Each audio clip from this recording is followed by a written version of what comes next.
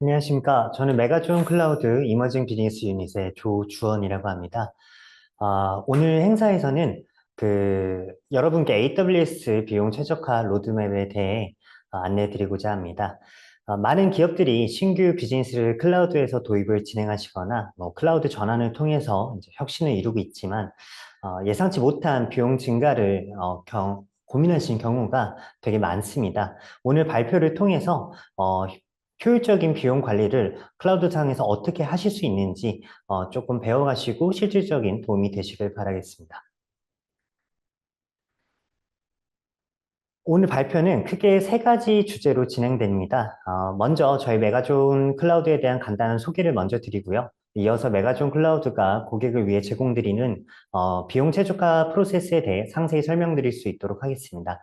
맨 마지막 순으로는 이제 궁금하신 점에 대해 질문을 받는 Q&A 시간을 갖도록 하겠습니다.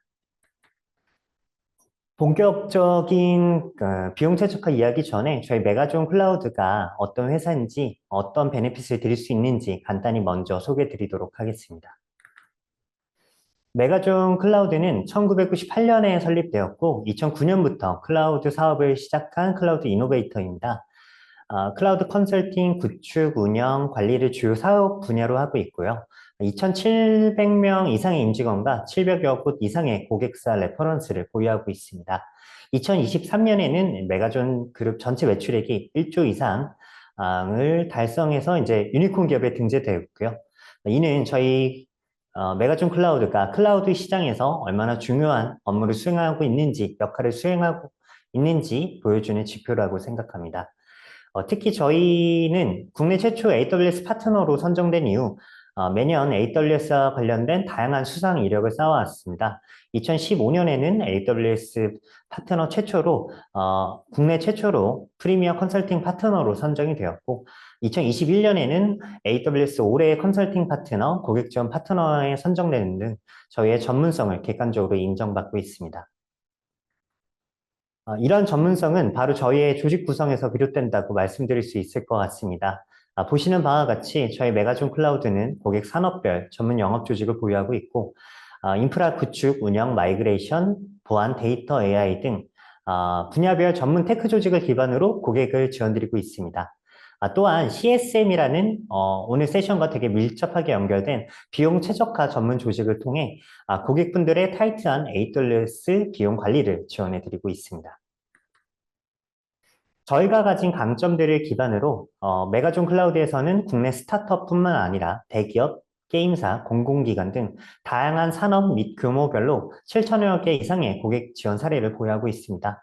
이러한 다양한 경험을 바탕으로 어떤 고객의 니즈에도 최적화된 솔루션을 제공드릴 수 있도록 저희가 많은 강점을 가지고 있는 부분이 저희의 이제 가장 드릴 수 있는 큰 베네핏으로 봐주시면 좋을 것 같습니다. 다음으로는 메가존 클라우드에서 제공드리는 비용 최적화 프로세스에 대해 안내 드릴 수 있도록 하겠습니다. 메가존 클라우드에서는 고객 케이스별 맞춤 전략을 통해 비용 최적화를 지원드리고 있습니다. 고객 맞춤별 비용 최적화 방안으로는 대표적으로 AWS 크레딧 활용 방안이 있는데요. AWS를 직접 사용하고 계실 경우에 AWS 크레딧이나 캐시를 마켓플레이스에서 사스 솔루션을 구입하시거나 RISP라는 AWS 약정 프로그램을 구매하실 때 사용하실 수 없다는 제한점이 있는데 저희 메가존 클라우드에서는 해당 크레딧이나 캐시를 마켓플레이스와 RISP 사용뿐만 아니라 분할이나 2월 등의 유연한 적용을 지원드리고 있습니다. 또한 별도 파트너십 계약을 통해 클라우드 프론트라는 AWS CDN 서비스를 AWS 리스트 프라이스 대비 최소 70% 이상 할인 제공해드리고 있으며 AWS의 기술 지원 정책인 서프트 플랜 또한 별도 할인 제공해드리고 있습니다. 그 외에도 앞서 안내드렸던 비용 최적화 조직을 통해 RISP 정밀 분석 및 시뮬레이션 등의 작업을 통해 전반적인 피녹스 활동을 지원해드리고 있습니다. 비용 최적화의 첫 걸음은 정확한 비용 분석이라고 생각됩니다. 비용 최적화를 진행하기 위해서는 무엇보다도 전반적인 AWS 인프라 비용 분석과 데이터를 활용할 수 있는 전문적이고 실용적인 도구가 반드시 필요한데요.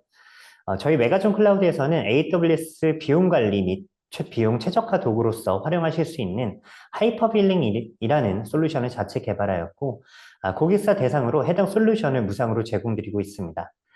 해당 하이퍼빌링을 통해 고객은 기간별 비용 추이, 사용 내용 모니터링, 리전 및 리소스 아이디별 사용 금액 확인 등 다양한 각도에서 비용을 분석하실 수 있습니다. 또한 예약 인스턴스나 세이빙 플랜 같은 절감 비용을 계산하고 전월 대비 이상 비용 탐지 기능으로 불필요한 지출을 사전에 파악하실 수 있습니다. 보시는 화면처럼 직관적인 대시보드를 통해 비용 현황을 한눈에 파악할 수 있어 하이퍼빌링을 통해 효율적인 비용 관리가 가능하다고 말씀드릴 수 있을 것 같습니다. 다음으로 저희의 차별화된 강점인 비용 최적화 전문 조직 CSM 유닛을 소개해 드리겠습니다. 비용 최적화를 진행하기 위해선 앞서 설명드린 비용 분석 도구인 하이퍼빌링과 더불어 고객의 AWS 인프라를 상세히 분석하고 컨설팅 드릴 수 있는 전문 조직이 필요한데요. 저희 메가존 클라우드에서는 CSM 유닛이라는 그 비용 최적화 전문 조직을 통해 고객의 AWS 인프라의 구성 요소와 요금 구조를 분석하고 비용 최적화 작업에 필요한 토대를 제공해 드리고 있습니다. AWS 비용 최적화 작업은 일회성으로 끝나지 않기 때문에 지속적인 모니터링과 추적, 연속적인 최적화 작업이 필요합니다. CSM 유닛은 단순 비용 분석뿐만 아니라 AWS 기술 트렌드에 맞는 비용 관리 방안 제시와 최적화를 위한 전반적인 지식, 구조, 운영의 방법 등을 고객분들께 제공하여 추후 고객사 내부적으로 비용 관리의 노하우를 쌓으실 수 있도록 지원해드리고 있습니다.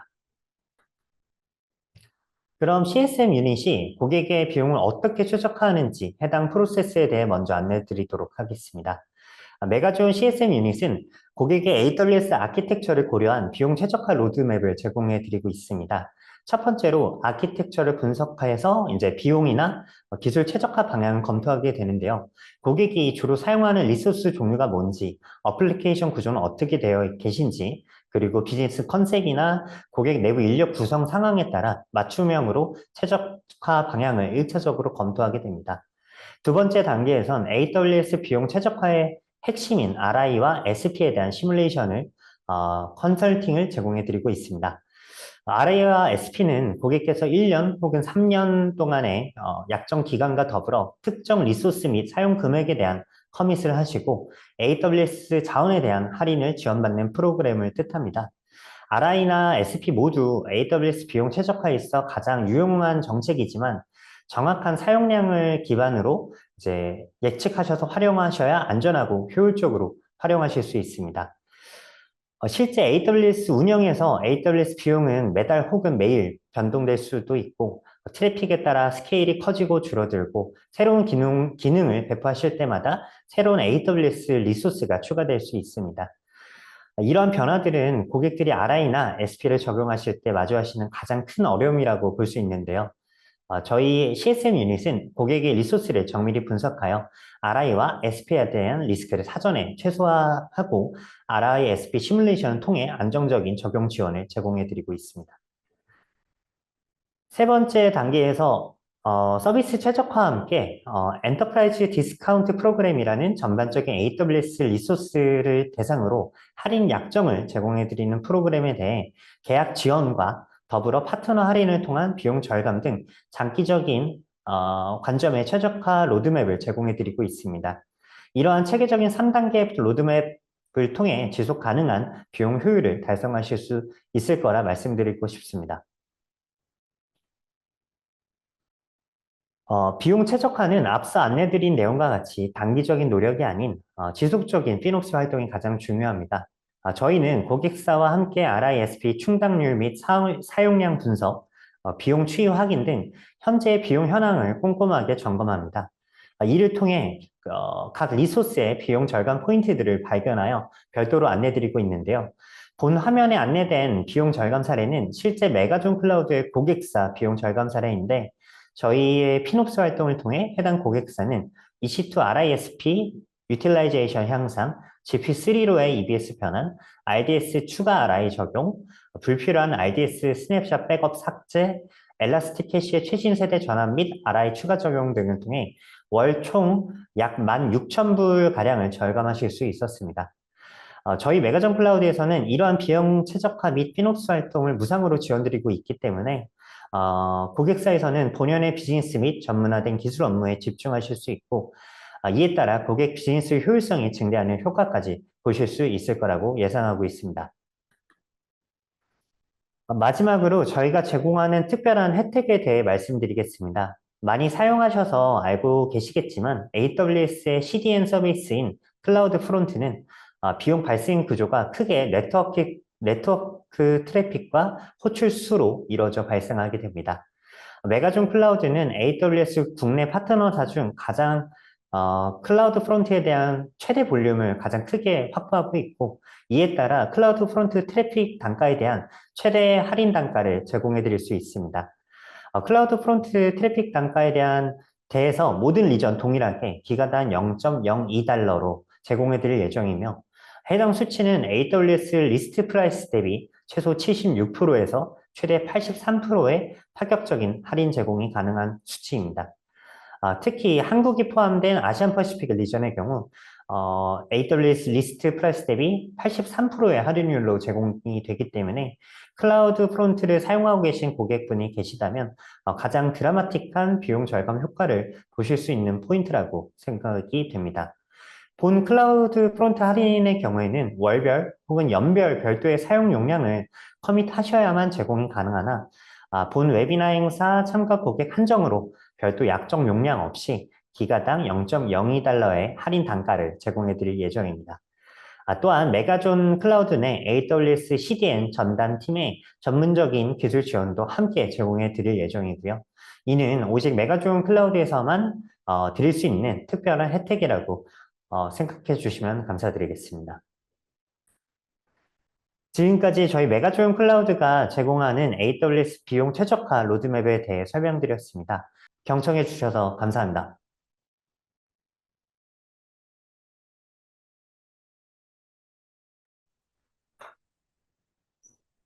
네, 안녕하세요. 두 번째 세션을 제가 진행해 드릴 텐데요. 이번에 소개해 드릴 세션은 네, 클라우드 네이티브 아키텍처를 위한 컨테이너 활용 전략입니다. 네.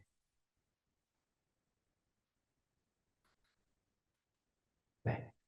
이번 세션에서는 비즈니스 관점에서 컨테이너 서비스의 필요성과 AWS의 대표적 컨테이너 서비스 중에 EKS와 ECS에 대한 차이점을 알아보고 어떤 서비스가 각 고객사의 그 서비스에 맞게 맞는지 알아보도록 하는 시간을 갖도록 하겠습니다. 그럼 첫 번째, 비즈니스 관점에서 모더나이제이션의 필요성에 대해서 알아보도록 하겠습니다.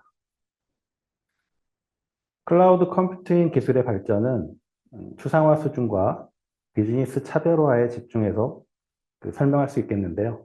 처음에 피지컬 머신에서 버추얼 머신, 그 다음에 컨테이너, 서버리스처럼 추상화 수준이 올라갈수록 인력 비용이나 시간이 감소하기 때문에 운영 효율성이 향상되고 자원을 효율적으로 사용할 수 있기 때문에 비용 절감이 될 수 있으며 신기술 도입에 따른 비즈니스 혁신이 가속화될 수 있습니다. 그럼 클라우드 컴퓨팅 기술에서 모더나이제이션의 여정에 대해서 설명드리도록 하겠습니다. 첫 번째 여정인 클라우드 퍼스트는 온프레미스에 있는 애플리케이션을 그대로 클라우드로 이전하기 때문에 빠른 이전, 마이그레이션이 쉽게 이루어질 수 있는 장점이 있습니다만 클라우드 장점을 100% 활용할 수는 없는 단점도 있습니다.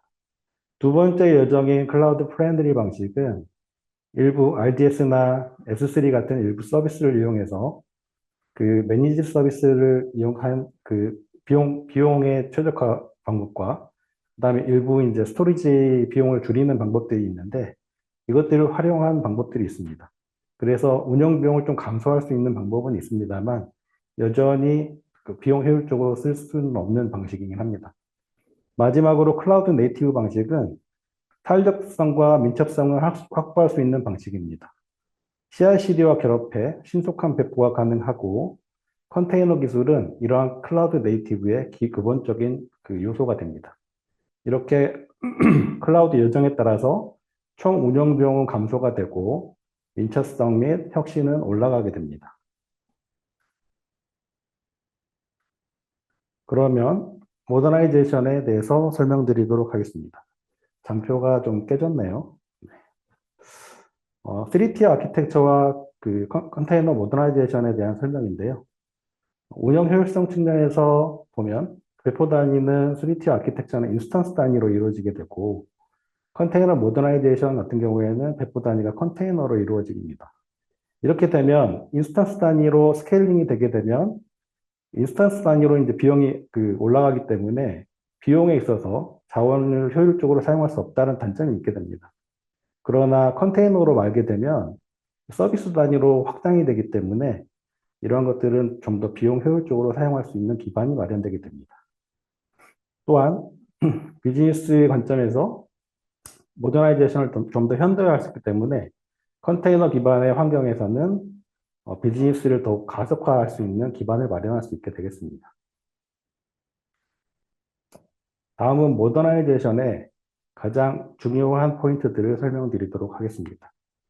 모더나이제이션은 세 가지의 포인트를 좀 중요하게 생각을 해야 되는데요. 첫 번째 가장 중요한 포인트는 비즈니스 측면에서의 민첩성을 중요하게 생각을 해야 됩니다. 비즈니스 측면에서 혁신은 가장 빠르게 효과를 볼 수 있는 서비스를 먼저 시장 출시를 해야 되는데 이런 경우에는 새 기능을 출시할 수 있는 소요 시간을 단축할 수 있는 서비스를 먼저 대상으로 확보하는 것들이 중요합니다. 따라서 각 고객사에서 가지고 계시는 서비스 중에 비즈니스를 가속화할 수 있는 대상을 먼저 선정을 할 필요가 있는데요. 예를 들어서 마케팅이나 아니면 웹 포털 같은 서비스들을 먼저 시도해 보는 것이 좋습니다. 두 번째로 성능과 복원력에 대해서 설명드릴 텐데요. 성능과 복원력에서는 멀티에이지 배포와 무중단 배포, 또 실시간 모니터링 체계 구축을 통해서 위험성 및 가동 중지를 최소화해야 되고 이를 통해서 고객 이탈률 감소를 이룰 수 있어야 합니다. 마지막으로 효율성 및 비용 최적화 방법인데요. 휴먼 에러를 방지하고 비용을 효율화하기 위해서 CI/CD 파이프라인을 구축하고 적정한 인스턴스 타입이나 RI나 SP 서비스 서포트 플랜 등을 이용해서 활용률을 더욱 증가시켜야 할 필요가 있습니다. 따라서 이런 것들은 지금 도표에서 보시는 것처럼 일반적인 노멀 타임의 서비스 같은 경우에는 약정 할인을 통해서 최대 72%까지 비용을 절감하실 수가 있고요. 그 위에 부하나 스케일링에 따른 오토 스케일링이 필요한 부분들은 온디밴드나 스팟 인스턴스를 통해서 유동적으로 리소스를 확보하시는 방안이 좋습니다. 그리고 파게이트 등은 배치 서비스나 특정 시간에만 이용되는 경우에 파게이트 등의 서버리스 상품을 사용함으로써 더욱더 비용을 최적화할 수 있습니다. 다음은 컨테이너의 필요성과 빌드 전략에 대해서 설명드리도록 하겠습니다. 컨테이너 방식은 하드웨어 수준의 가상화 방식으로서 기본적으로 호스트 OS를 공유하는 방식입니다. 그 위에 하이퍼바이저와 게스트 OS를 각각 설치하는 구성인데 컨테이너는 호스트 OS를 공유하고 컨테이너 런타임을 같이 공유하기 때문에 게스트 OS를 별도로 설치할 필요 없이 그 공간만큼의 여유 공간을 확보할 수 있는 장점이 있습니다. 컨테이너의 구조를 살펴보도록 하겠습니다. 컨테이너는 코드, 디펜던시, 런타임 등 이 필요한 요소들을 하나로 묶은 패키지입니다. 이렇게 하나로 묶은 패키지는 언제 어디서나 실행될 수 있도록 구성이 되게 되며 따라서 환경에 따른 에러나 문제들을 해결할 수 있고 버전 관리나 롤백이 쉽게 할 수 있습니다. 컨테이너의 구조에 대해서 살펴보도록 하겠습니다. 컨테이너 구조는 도커 파일을 지금 예를 들고 있는데요. 도커 파일의 한 줄 한 줄이 우측에 보시는 그림의 레이어 스택으로 이루어지게 됩니다. 이 각각의 레이어 스택들이 한때 모아서 이제 컨테이너가 구성이 될 텐데요. 보시면 빌드 과정에서 의존성 및 도구들을 포함해서 같이 컨테이너로 말리기 때문에 컨테이너를 한꺼번에 말게 되면 이렇게 이미지가 사이즈가 커지게 됩니다. 따라서 저는 이제 멀티 스테이지 빌드에 대한 필요성을 설명드리도록 하겠습니다. 멀티 스테이지 빌드의 필요성은 앞서 말씀드린 것처럼 컨테이너 이미지의 경량화를 하기 위해서 빌드 도구와 런타임 환경을 분리해서 실행에 필요한 최소한의 이미지만 경량화하는 이런 방식을 의미합니다. 따라서 빌드 단계에서 각종의 디펜던시에 걸려있는 라이브러리나 아니면 도구들을 최종 이미지에서는 이미지만 활용하기 때문에 런타임에서는 경량화된 이미지를 가지고 배포를 할 수 있기 때문에 이미지 경량화와 배포 속도의 향상에 이바지할 수 있습니다. 그러면 컨테이너 오케스트레이션에 대해서 설명드리도록 하겠습니다. 컨테이너 오케스트레이션은 왜 필요하냐 하면 컨테이너 수가 몇 가지에 불과하다라고 하면 사람이 충분히 핸들링할 수 있으실 텐데요. 컨테이너 수가 점차 증가해서 수십 개나 수백 개가 되면 이 컨테이너들을 배포하고 관리하는데 한 명의 운영자가 관리하기에는 좀 버거운 측면이 있습니다. 따라서 이런 관리자의 역할을 대신해 주는 것들이 컨테이너 오케스트레이션의 역할입니다. 그럼 컨테이너 오케스트레이션 개념에 대해서 설명드리도록 하겠습니다. 앞서 말씀드린 것처럼 사람이 관리하고 운영해야 되는 역할들을 컨트롤 플레인이라는 것이 대신해 주게 됩니다. 이거는 컨테이너의 모니터링, 배포, 스케일링 등을 자동화해 주는 도구인데요. 그리고 실제로 애플리케이션이 배포되는 역할들을 해주는 것들은 데이터 플레인에서 움직이게 됩니다. 그러면 컨테이너 서비스 카탈로그, AWS에서 제공하는 컨테이너 서비스 카탈로그에 대해서 설명드리도록 하겠습니다. 컨테이너 서비스 랜드스케이프를 보고 계신데요.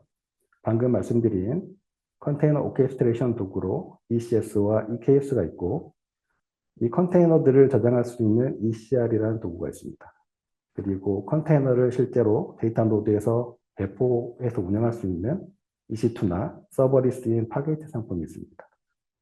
또한 하이브리드 구성을 위해서 ECS Anywhere나 EKS Anywhere, 또 기존의 온프레미스에서 유유샤원이 있다라고 하시면 EKS 하이브리드 노드까지 엮어서 함께 사용하실 수 있는 종합적인 랜드스케이프를 보고 계십니다. 그러면 ECS와 EKS를 비교해 보도록 하겠습니다. EKS와 ECS의 서비스는 ECS 같은 경우는 도커 기반의 기술을 AWS가 자체적으로 매니드 해주는 종합적인 AWS 네이티브 상품이라고 보시면 될 것 같습니다. EKS 같은 경우에는 바닐라 쿠버네티스 기반의 상품을 EKS AWS에서 컨트롤 플레인을 관리해주는 관리형 서비스 상품이라고 보시면 되겠습니다. 따라서 EKS는 구성 자체가 단순해서 심플리티의 강점이 있고, EKS는 다양한 오픈 생태계를 유지하기 때문에 오픈 플렉서빌리티의 강점이 있다고 볼 수 있습니다. 다음은 ECS와 EKS의 컴포넌트 비교를 말씀드리도록 하겠습니다. ECS는 보시는 것처럼, 좌측에 보시는 것처럼 세 가지의 컴포넌트들로 구성이 되어 있습니다. ECS 태스크로 컨테이너를 정의해서 배포를 하게 되고, 이를 서비스로 노출하기 위해서는 ECS 서비스, 그리고 이것들을 담고 있는 ECS 클러스터가 있습니다. 반면 EKS에는 좀 더 다양한 오브젝트들이 있는데요. 기본적인 실행 단위인 파드가 있고요. 그 파드를 생성해주는 디플로이먼트, 레플리카 셋, 데몬 셋 등의 별도의 오브젝트들이 함께 움직이게 됩니다. 또 이러한 오브젝트들을 외부로 노출하기 위한 서비스와 인터널 L7 레이어로 추가로 인그레스를 지원하고 있습니다. 또한 논리적 그룹으로 네임스페이스라는 것들을 별도의 추상화 단계를 한 단계 더 제공하고 있습니다. 그러면 ECS 컴포넌트에 대해서 좀 더 살펴보도록 하겠습니다. ECS는 기본적으로 컨테이너를 정의를 하기 위해서 태스크 데피니션이라는 정의 파일을 설정하게 됩니다. 이 태스크 데피니션에는 컨테이너 이미지나 CPU 메모리 리소스 설정, 그리고 포트 매핑 등의 설정들을 통해서 종합적으로 컨테이너의 스펙을 정의하게 되고요. 이 정의된 스펙에 따라서 태스크를 배포하게 되는데 이게 하나 이상의 컨테이너로 이루어져 있습니다. 하나 이상의 컨테이너를 외부로 서비스를 노출하기 위해서는 서비스를 배포해서 ALB나 ELB 등의 NLB 등의 서비스와 엮어서 배포하게 됩니다. 이것들을 함께 묶고 있는 게 ECS 클러스터입니다. 그 다음은 EKS 아키텍처에 대해서 설명드리도록 하겠습니다. 기본적으로 쿠버네티스는 워커노드와 마스터노드로 이루어져 있는데 마스터노드에는 모든 명령을 관리하는 일종의 사람의 뇌처럼 모든 명령을 주고받는 API 서버라는 게 있고요. 클러스터의 상태를 관리해주고 있는 SCD, 그리고 클러스터의 상태를 관리하는 컨트롤러 매니저라는 게 있고요. 실제로 파드나 오브젝트들을 배포하는 스케줄러라는 스케줄러가 있습니다. 이런 마스터 노드에 있는 오브젝트들은 실제로 AWS에서 서비스를 제공해주는 역할이기 때문에 사용자는 우측에 보시는 워커노드의 애플리케이션을 배포하는 데 집중하시면 되겠습니다. EKS 오브젝트를 조금 더 설명을 드리면 중간에 파드라는 게 있고요. 파드는 좀 전에 말씀드린 것처럼 컨테이너의 기본적인 실행 단위라고 말씀드렸습니다. 그리고 파드를 생성해주는 생성과 확장을 관리해주는 파드 제너레이터로 디플로이먼트, 레플리카 셋, 데몬 셋 등이 있습니다. 그리고 이러한 컨테이너들을 외부 서비스로 노출하기 위해서 인그레스나 서비스 등이 존재하게 됩니다. 또한 설정과 시크릿 등의 관리를 위해서 컨피그 맵이나 시크릿 등의 오브젝트들도 있고 연구 볼륨을 관리하기 위한 퍼시스턴트 볼륨도 있습니다. 이러한 다양한 오브젝트들을 관리하여 조금 더 세밀하게 컨트롤할 수 있다는 장점이 있습니다. 이러한 장점에도 불구하고 EKS는 운영상에 좀 문제가 있습니다. 어떤 문제냐면 3개월에 한 번씩 업그레이드가 반드시 필요하게 되는데요. EKS 같은 경우에는 기본적으로 이제 쿠버네티스는 3가지의 하위 버전에 대해서 지원을 하게 됩니다. 개런티를 하게 되는데 EKS는 여기에 하나 더 해서 4가지 버전까지 지원을 해서 총 14개월까지 개런티를 하게 됩니다. 그런데 14개월이 지나게 되면 더 이상 하위 버전에 대해서 개런티를 하지 않기 때문에 반드시 업그레이드를 해야 되는데요. AWS에서는 이걸 추가적으로 Extended Support라는 걸 제공해서 추가적인 12개월 동안 서포트를 받으실 수 있습니다. 다만 Extended Support 같은 경우에는 컨트롤 플레인 요금이 시간당 0.1불에서 0.6불로 상승하기 때문에 가급적이면 매 분기마다 업그레이드를 해주시는 것을 추천해 드리고 있습니다. 이러한 업그레이드의 문제, 업그레이드의 이슈 이런 것들 때문에 일부 고객사에서는 EKS에 구성된 환경을 일부는 ECS로 다시 다운그레이드해서 마이그레이션 하는 사례도 있었습니다. 이런 문제들을 해결하기 위해서 나온 게 EKS 오토모드인데요. 최근에 출시되어 있습니다. EKS 오토모드는 이러한 사용자의 관리를 좀 더 디테일하게, 좀 더 완전 자동화를 위해서 제공을 하고 있고요. 사용자 관리를 부담을 경감하고 업그레이드를 자동화를 통해서 이러한 문제점들을 해결해 준다고 볼 수 있습니다. 그럼 EKS 오토모드에 대해서 좀 더 설명드리도록 하겠습니다. EKS 오토모드는 즉시 적용 가능한 클러스터 구축 펀드를 이용해서 클러스터 인프라 자동 프로비저닝을 실시하게 됩니다. 여기까지는 기존의 EKS와 비슷한 구조인데요. 이 다음에 추가적으로 이제 특징들이 발생을 하는 부분들은 카펜터를 내장해서 동적 스케일링을 이루어주게 됩니다. 카펜터는 각각의 노드풀 그룹을 생성을 해서 각각의 특성에 맞게끔 예를 들어서 GPU 인스턴스 그룹, 아니면 C타입의 인스턴스 그룹, M타입의 인스턴스 그룹들을 설정을 해서 각 용도에 맞게끔 노드 그룹을 설정을 할 수 있게 되고요.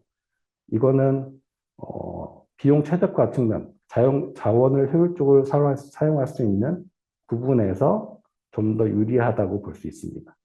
그리고 EKS 오토 모드는 가장 중요한 기능은 자동 업그레이드 기능을 제공한다는 점이 있습니다.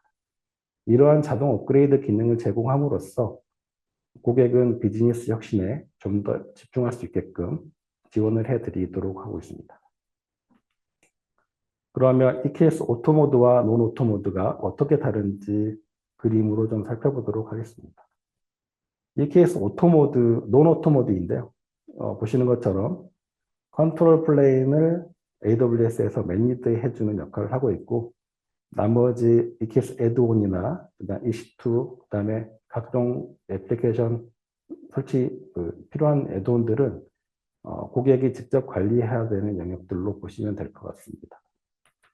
반면에 EKS 오토모드인 경우에는 빨간색 그림이 좀 더 옆으로 이렇게 스프레드 되어 있죠. 컨트롤 플레인뿐만 아니라 애드온, 그다음에 매니지드, 노드까지 해서 업그레이드를 자동화해주는 역할들을 수행해주고 있습니다. ECS와 EKS의 차이점에 대해서 좀 더 설명드리도록 하겠습니다. ECS는 앞서 말씀드렸듯이 심플리시티에 강점이 있습니다. 그래서 쉽게 배울 수 있고 빠른 학습을 통해서 빠른 서비스를 배포할 수 있기 때문에 비즈니스 측면에서는 서비스를 좀 더 빠르게 배포할 수 있다는 장점이 있습니다. EKS는 바닐라 쿠버네티스를 기반으로 해서 제공되기 때문에 다양한 멀티 클라우드 환경에 적합하고 또 확장에 또 유리한 부분들이 있습니다. 반면 여러 개의 오브젝트들이나 학습 곡선에 대한 습득이 좀 필요하기 때문에 이러한 러닝 커브가 좀 올라가는 점이 있고요. 업그레이드를 해야 되는, 3개월마다 업그레이드를 해야 되는 부담들이 있는데, 이거는 이제 EKS 오토 모드를 이용하시는 경우에는 해결할 수 있습니다. 그리고 ECS와 EKS의 가장 큰 차이점은 컨트롤 플레인에 대한 비용이 발생하느냐, 발생하지 않느냐의 차이점인데, ECS 같은 경우에는 컨트롤 플레인이 무상으로 제공되고 있습니다. 아주 큰 장점이죠. 반면에 EKS 같은 경우에는 시간당 0.1불씩 지불이 되고요. 비용이 발생을 하게 되고요. EKS 오토 모드를 사용하는 경우에는 자동으로 클러스터를 관리해주기 때문에 인스턴스 비용의 약 12%의 비용이 과금이 됩니다. 그런데 12%의 과금이 된다라고 하시면 좀 부담이 될 수 있다라고 생각이 되는데, 실제로 이 업그레이드나 관리의 자동화가 그만큼 올라가는 것이기 때문에 매 분기마다 업그레이드하고 패치하고 이런 작업들을 자동화된다라고 한다고 보면 이 12%의 비용은 큰 비용이 아닐 수 있다라고 생각을 합니다. 다음은 컨테이너 서비스 추천 방안에 대해서 설명드리고자 합니다. 저는 고객사를 다니면서 이 세 가지 관점에서 질문을 드리고 있습니다. 첫 번째로 도커라이즈 환경이 준비가 되셨나요? 라는 질문인데요. 준비가 아직 안 되셨다라고 하면 도커에 대한 러닝 커브는 크게 높지 않기 때문에 일단 습득을 먼저 하시는 것을 추천드리고 있습니다. 두 번째로 컨테이너 오케스트레이션이 필요한가요? 라는 질문인데, 서비스가 한두 가지에 불과하다라고 하면 굳이 컨테이너 오케스트레이션을 쓰실 필요는 없습니다.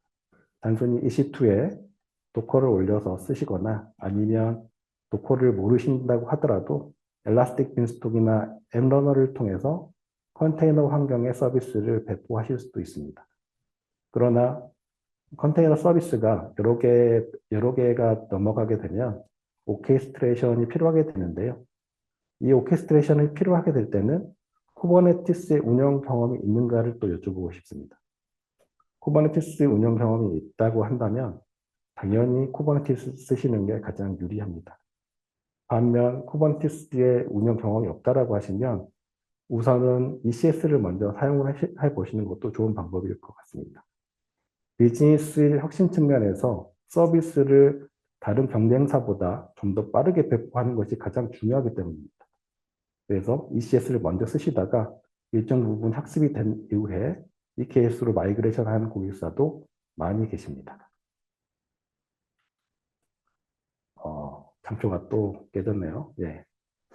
설명을 좀 다시 드리도록 하겠습니다.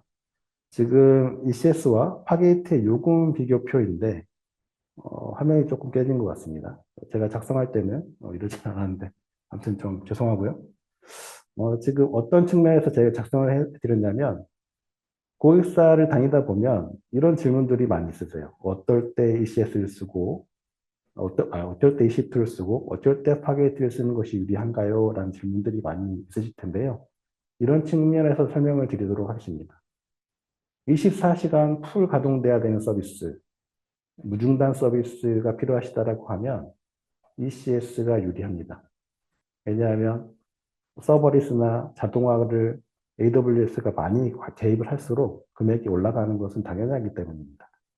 반면 파게이트가 유리한 경우에는 일부 서비스가 단일로 올라가거나 아니면 1vCPU, 1GB 미만의 작은 마이크로 서비스 형태의 컨테이너 서비스가 올라가는 경우, 이런 경우에는 대체할 만한 인스턴스가 없기 때문에 이런 경우에는 파게이트가 유리합니다. 그리고 아까 제가 말씀드렸듯이 노멀 타임인 경우에는 RI나 세이빙스 플랜을 쓰셔서 사용하시는 게 가장 유리한데 좌측에 보시면 RI를 사용했을 때는 파게이트 사용했을 때보다 24시간 가동했을 때는 최대 76%까지 더 저렴하다는 걸 볼 수 있습니다. 따라서 이 표가 보여주는 시사하는 요점은 24시간 가동돼야 되는 부분들, 그다음 노멀 타임인 경우에는 EC2를 사용하시는데 이거를 RI나 세이빙스 플랜을 이용하셔서 사용하시는 게 좋고요. 오토 스케일링이 되는 부분들, 이런 부분들은 온디맨드나 스팟 인스턴스를 섞어서 사용하시는 게 좋습니다. 스팟 인스턴스를 항상 사용하게 되면 스팟 인스턴스는 언제 종료되기 때문에 모르기 때문에 온디맨드와 스팟 인스턴스를 섞어서 이제 혼합해서 사용하시는 방법이 좋고요. 이 두 가지 중에서도 스팟을 선호해서 먼저 사용하시는 방법도 있습니다. 스팟 먼저 요청해보고 스팟이 할당이 안 되면 그 다음에 온디맨드 해당되는 인스턴스로 할당해서 스케일링 하시는 방법이 좋습니다. 마지막으로 파게이트는 배치 서비스나 특정 시간 동안, 일정 시간 동안만 가동되는 경우에 파게이트로 운영하시는 방법이 가장 좋다고 생각을 합니다. 그러면 어떤 컨테이너 서비스를 추천을 해야 되는가 설명을 드리도록 하겠습니다. 첫 번째, 규모 측면입니다. 규모가 컨테이너 수가 많지가 않고 러닝 커브가 없이 빠르게 배포해야 되는 경우에는 아까 말씀드렸듯이 EC2나 아니면 엘라스틱 빈스토, 그다음에 엠러너를 사용하시면 됩니다. 근데 수십 개 이상의 컨테이너 서비스가 있고 오케스트레이션이 반드시 필요하다라고 하면 ECS나 EKS를 염두에 두셔야 합니다. 두 번째로 기술 내재화 수준입니다. 고객사에서 도커의 기본적인 개념은 알고 있지만 AWS 인프라에 생소하다라고 한다면 엘라스틱 빈스톡이나 엠론을 통해서 컨테이너 서비스를 배포하실 수 있습니다. 그러나 어느 정도 인프라에 익숙하고 적은 노력으로 컨테이너 오케스트레이션을 이용하자고 한다면 ECS를, 쿠버네티스에 대한 기술 내재와 인력을 확보하고 계시다고 한다면 쿠버네티스의 상품인 EKS를 추천드립니다. 마지막으로 클라우드 환경 및 AWS 결합성에 대해서 말씀드리고 싶습니다. 고객사에서 AWS만 쓸 거야 라고 생각을 하신다고 하면 굳이 러닝 커브가 높은 EKS를 반드시 선택하실 필요는 없습니다. ECS를 선택하시는 것을 추천드립니다. 반면에 온프레미스나 아니면 다른 클라우드의 멀티 클라우드 환경으로 구성되어 있거나 향후에 확장 계획이 있으신 경우에는 EKS를 선택하시는 것을 추천드립니다. 그렇다면 저희가 제공해 드릴 수 있는 서비스 오퍼에 대해서 조금 설명드리도록 하겠습니다. 지금 고객사에서는 지금 셀프 서비스 운영 중이실 텐데요. 저희는 고객사 여정에 함께 하고자 합니다. 저희가 현안 분석이나 전략 수립 단계에서는 굳이 그 비용을 추가적으로 발생을 하지 않고 저희가 고객사가 요청해 주시는 경우에 방문 드려서 컨설팅 해드리고 설명드릴 수 있는 자리들을 마련해 드리도록 하겠습니다. 고객사에서 현황 분석, 전략 수립 단계에서는 언제든지 저희를 불러주시면 될 것 같습니다. 그리고 가이드 컨설팅 이후에 서비스 장애와 설계, 구축 단계에 일어날 때는 저희가 일정 부분 유상으로 지원 드릴 수 있는 부분들이 있겠습니다. 저희가 설계하고 구축하는 부분들은 일정 부분의 유상이 필요한 부분들이 있겠습니다만, 함께 그 진행되는 여정에 대해서 혼자 고민하지 마시고 저희와 함께 같이 고민하시면서 필요한 부분들을 서로 보충해 가면서 진행한다면 더욱더 좋은 효과를 누리실 수 있습니다. 마지막으로 지금까지 했던 세션들을 돌아보도록 하겠습니다. 지금까지 세션은 클라우드 네이티브를 통한 현대화, 즉 모더라이제이션의 필요성에 대해서 설명을 드렸고요. 도커 빌드 전략, 저희가 멀티 스테이지 빌드가 필요하다고 말씀드렸죠. 도커 빌드 전략에 대해서 말씀드렸고, 컨테이너 수가 늘어남에 따라서 컨테이너 오케스트레이션의 필요성에 대해서 말씀을 드렸습니다. 그리고 각 회사의 상황에 맞는 컨테이너 서비스를 어떤 서비스를 선택하면 좋을지 함께 알아봤습니다. 그리고 저희가 혼자 고민하지 마시고 AWS와 메가정과 함께 같이 하시면 그 클라우드에 진행되는 여정에 저희가 많은 도움을 드릴 수 있을 것이라는 말씀도 드렸습니다. 그러면 이번 세션은 여기까지 마치도록 하고요. 혹시 질문이 있으시면 채팅창이나 Q&A 창에 남겨주시면 설명드리도록 하겠습니다. 네, 지금까지 제가 준비한 세션은 여기까지고요.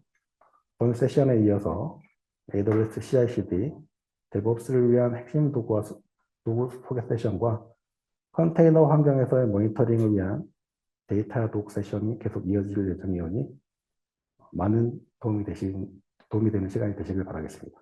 감사합니다.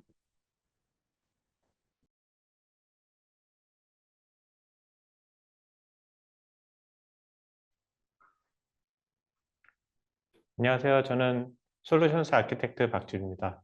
이번 시간에는 AWS에서 CI/CD, 성공적인 DevOps 문화 구축을 위한 핵심 도구라는 제목으로 발표를 시작하도록 하겠습니다.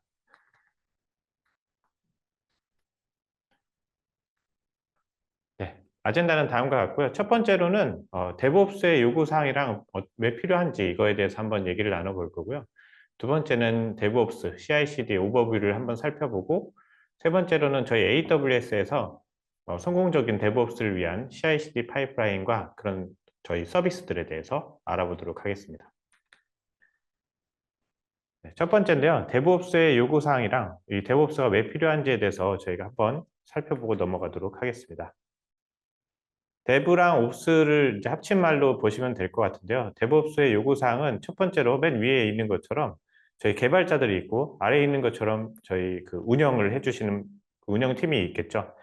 첫 번째로 개발자분들과 운영하시는 분들의 그 갭이 있는데요. 첫 번째로 개발자들은 어떤 기능 구현에 대해서 할당을 받을 거고 비즈니스에 맞는 그 기능 구현 애플리케이션에 대해서 종속성 배포랑 뭐 개발 환경이랑 뭐 개발 언어 이런 것들에 대해서 저희가 본인들이 원하는 그런 프로세스에 맞춰서 완전한 소유권을 확보하고 개발을 빠르게 하는 것을 원하고 계시고, 운영팀은 조금 다르게 이 그 개발이 된 제품에 대해서 표준을 준수하면서 이 애플리케이션의 그 결과물이 배포가 잘 되고 우리 프로세스의 표준화에 맞춰서 배포가 되기를 원하죠.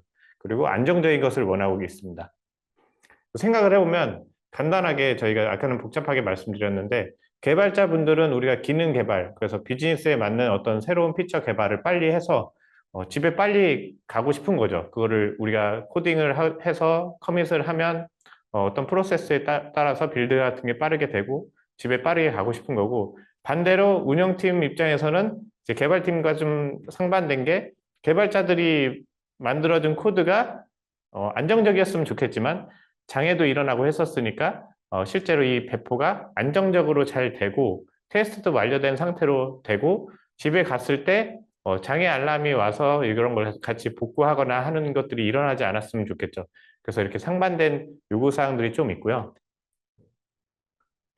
이 요구사항들이 처음에는 그렇게 크게 와닿지 않을 수 있습니다. 뭐 스타트업이 초기에는 작기 때문에 뭐 데브옵스가 이렇게 나뉘어서 따로 개발자랑 뭐 데브옵스 팀이랑 따로 이렇게 진행을 하는 것보다도 간단하게 뭐 프로토타입부터 개발을 하시면 이렇게 하나의 라인으로 우리가 개발한 프로덕트들이 커밋되면 그걸 하나의 소스로 빌드하고 테스트를 한 후에 테스트에 문제가 없으면 그냥 릴리즈를 해서 운영 프로덕션에 내보내고 또 확인을 해봤더니 모니터링에 이상이 없어. 이렇게 되면 간단하게 끝날 수도 있는데 실질적으로는 이 서비스가 커지면서는 좀 다르게 그 양상이 퍼지게 됩니다.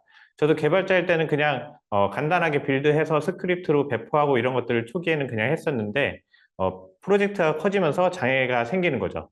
여기 보시는 것처럼 저희가 서비스가 커졌기 때문에 아니면 신규 개발 때문에 뭐 어드민 페이지가 생길 수도 있고 또 마이크로 서비스로 변화하면서 우리가 모놀리스로 커진 그런 시스템을 작게 나눠서 이렇게 보시는 것처럼 많은 서비스들이 생겨나게 되고 거기에 각각의 코드들이 커밋될 때마다 빌드가 돼야 됩니다. 그리고 빌드가 성공했다는 가정하에 우리는 뭐 테스트를 다 거칠 거고 릴리즈가 일어나서 그게 프로덕션에 반영돼서 안정적으로 돼야 되고 거기 각기에 다 모니터링 같은 것들이 붙어야겠죠. 그래서 이제 이렇게 될수록 점점 CI/CD 파이프라인이 안정적으로 돌아가는 게 중요하게 됩니다. 왜냐하면 여기 왼쪽에 있는 디벨로퍼들이 개개별로 다 커밋을 하고 빌드되고 테스트하고 릴리즈가 될 텐데 팀이 커지고 코드가 많아질수록 어디서 빌드되고 어디서 릴리즈하는지 그렇기 때문에 또 코드들이 여러 개가 뭐 커밋이 됐다고 하면은 예를 들어 젠킨스 같은 서버들은 빌드 프로세스들이 막 큐에 차게 됩니다. 그러면 그 큐가 막 길어질수록 이 빌드 프로세스가 길어지고 우리 배포가 늦어지는 현상들이 일어나죠. 그래서 우리 프로세스들을 좀 더 안정적으로 가져가기 위해서는 데브옵스 시스템을 잘 갖출 필요가 있습니다. 아까 집에 가는 문제를 말씀드렸는데 이게 성공적으로 데브옵스 환경을 잘 만들어 놓지 않으면 저희가 계속 집에 갈 수도 없고 집에 가서 또 힘든 상황이 벌어지죠. 예를 들어 이제 데브옵스가 아주 간단한 문제 같지만 여기 있는 나이트 캐피탈 그룹의 사례는 2012년에 새로운 트레이딩 소프트웨어를 버그와 함께 배포를 해서 테스트가 없던 거죠. 45분 만에 4억 달러 규모의 자산을 날렸던 사례가 있고요. 또 두 번째로 IRS나 인스타페이퍼 같은 경우에는 이게 뭐 인프라의 이슈로 볼 수 있는데 애플리케이션이 고장 났는데 예비 전력 장치도 동작하지 않아서 인프라 자체의 보건성 부족이 나타났고 또 인스타페이퍼 같은 사례에는 30시간 동안 서비스 중단이 일어났습니다. 첫 번째는 뭐 이루 말할 것도 없이 비즈니스적으로 이제 손실을 입었던 거고 두 번째 사례 같은 경우에도 이런 서비스 중단 같은 것들이 일어날 때마다 저희 비즈니스 손실이 일어납니다. 그리고 저희가 아주 많이 사용하시는 GitHub 경우에도 대규모 장애가 한번 일어나서 저희 개발자분들이 전 세계적으로 어려움을 겪은 적이 있었죠. 그래서 데브옵스 문제가 이렇게 중요한 사례들이 될 수가 있고요.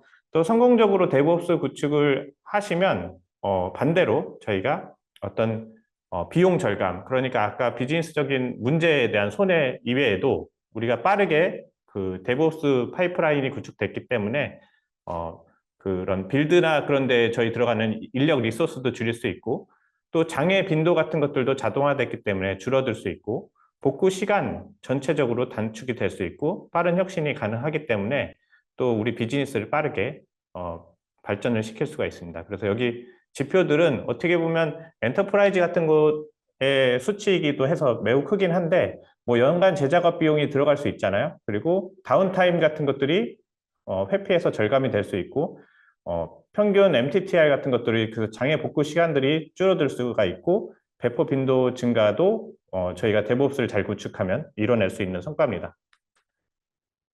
그러면 CI/CD 오버뷰에 대해서 한번 살펴보도록 하겠습니다. 여기 보시는 것처럼 저희가 CI/CD를 구축을 잘 하기 위해서는 이 부분을 살펴볼 필요가 있는데요. 첫 번째로는 지속적인 통합입니다. 그래서 저희가 코드를 개발하면 이게 코드가 코드를 커밋하게 될 거고 리뷰를 통해서 어떤 빌드 패키지로 패키징이 될 거고요. 그래서 이게 지속적으로 문제없이 통합되고 코드를 저희는 작성을 하면 그게 통합되고 테스트까지 자동으로 되면 좋겠고 두 번째로는 지속적인 전달을 통해서 이것도 CD고 아래도 그 CD인데 지속적인 전달을 통해서 테스트나 뭐 스테이징 환경으로 우리가 코드가 커밋이 되면 자동으로 그게 그 브랜치에 맞춰서 배포가 돼서 테스트 브랜치 같은 경우에는 개별 개발자들이 개발한 것들이 테스트 영역에서 배포가 돼서 개별 개발자들이 어떤 웹페이지에 접속해서 테스트를 하실 수도 있고, 또 스테이지 환경 같은 경우에는 테스트 환경을 넘어서 여러 개발자들이 배포했던 것들을 머지를 해서 이제 프로덕션 전 단계 스테이지 환경, 가상 환경을 프로덕션 환경처럼 구성을 해서 그런 것들을 테스트를 해보실 수 있는 환경으로 계속 전달이 돼야 되고요. 세 번째로 지속적인 배포. 그래서 디플로이먼트가 자동으로 될 수 있도록 해놔서 프로덕션 환경에서 이게 자동으로 배포될 때 뭐 어떤 우리 배포 전략에 따라서 안정적으로 배포된다든지 롤백이 된다든지 이런 부분을 저희가 달성을 할 수 있어야 합니다. 그러면 첫 번째로 아까 말씀드린 그 개발 단계인데요. 코드를 저희가 개발을 하고 개발자 워크스테이션에서 개발자들이 자기 어카운트로 커밋을 하게 되죠. 그리고 나서 그게 바로 머지되거나 그런 게 아니라 코드 리뷰를 통할 텐데 이런 코드 리뷰가 잘 이루어져야 됩니다. 여기 보시는 것처럼 가장 작은 것부터 작업을 해서 계속해서 지속적으로 그 코드 리파이스토리에 반영이 되고, 또 어떤 디펜던시가 있는지 명시적으로 정의를 해서 이 테스트에 필요한 종속성을 포함해서 저희가 코드 빌드 될 때 그래서 그런 디펜던시 파일 같은 것들도 잘 정의를 해야 되겠죠.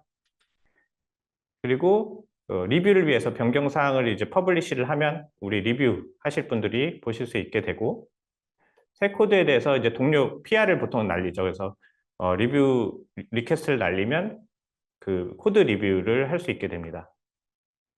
그리고 자동으로 이런 것들이 스타일 검사기나 아니면은 뭐 정적 분석을 통해서 보안 문제 같은 것들도 검사를 하실 수 있을 거예요. 그래서 이런 부분은 개발 소스 코드에서부터 리뷰까지 단계들이 어떤 툴을 통해서 빠르게 진행될 수 있어야 한다는 부분이고요. 또 그 다음으로는 코드 리뷰. 그래서 여기서부터는 문제가 없는 부분으로 테스트랑 그 빌드를 한 결과물 가지고 테스트를 했을 때 유닛 테스트들이 모두 통과를 해야 되고, 또 아까 말씀드린 종속성 같은 라이브러리와 함께 세 번째 패키지랑 빌드 부분에서 어떤 패키지로 저장이 돼야지 디플로이를 할 거잖아요. 그래서 배포를 해서 어떤 서버로 올라갈 거고, 그런 부분이 문제없이 만족이 돼야 되고, 또 세 번째로는 그 디펜던시들이 같이 트래킹이 되어야 되는 거죠. 그래서 이 단계들이 개발에서부터 개발 소스 코드 커밋부터 이런 빌드까지가 자동화되는 게 이제 사실 컨테이너 죄송합니다. CI 부분이고요.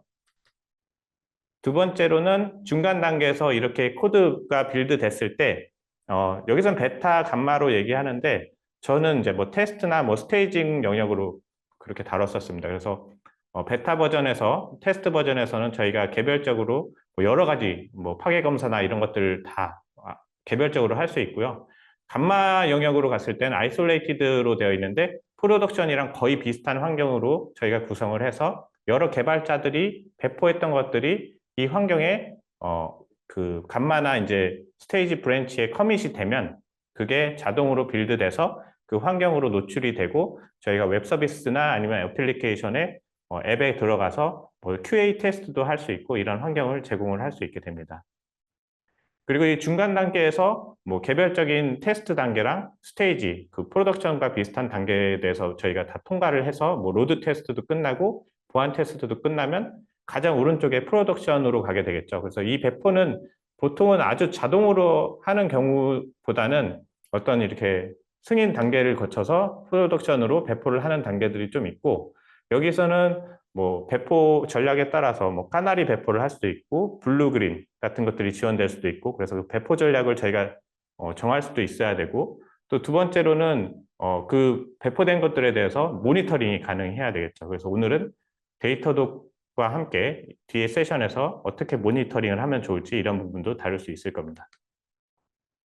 그래서 이런 CI/CD 파이프라인이 아주 잘 그 구축이 된 조직과 그렇지 않은 조직은 차이가 큰데요.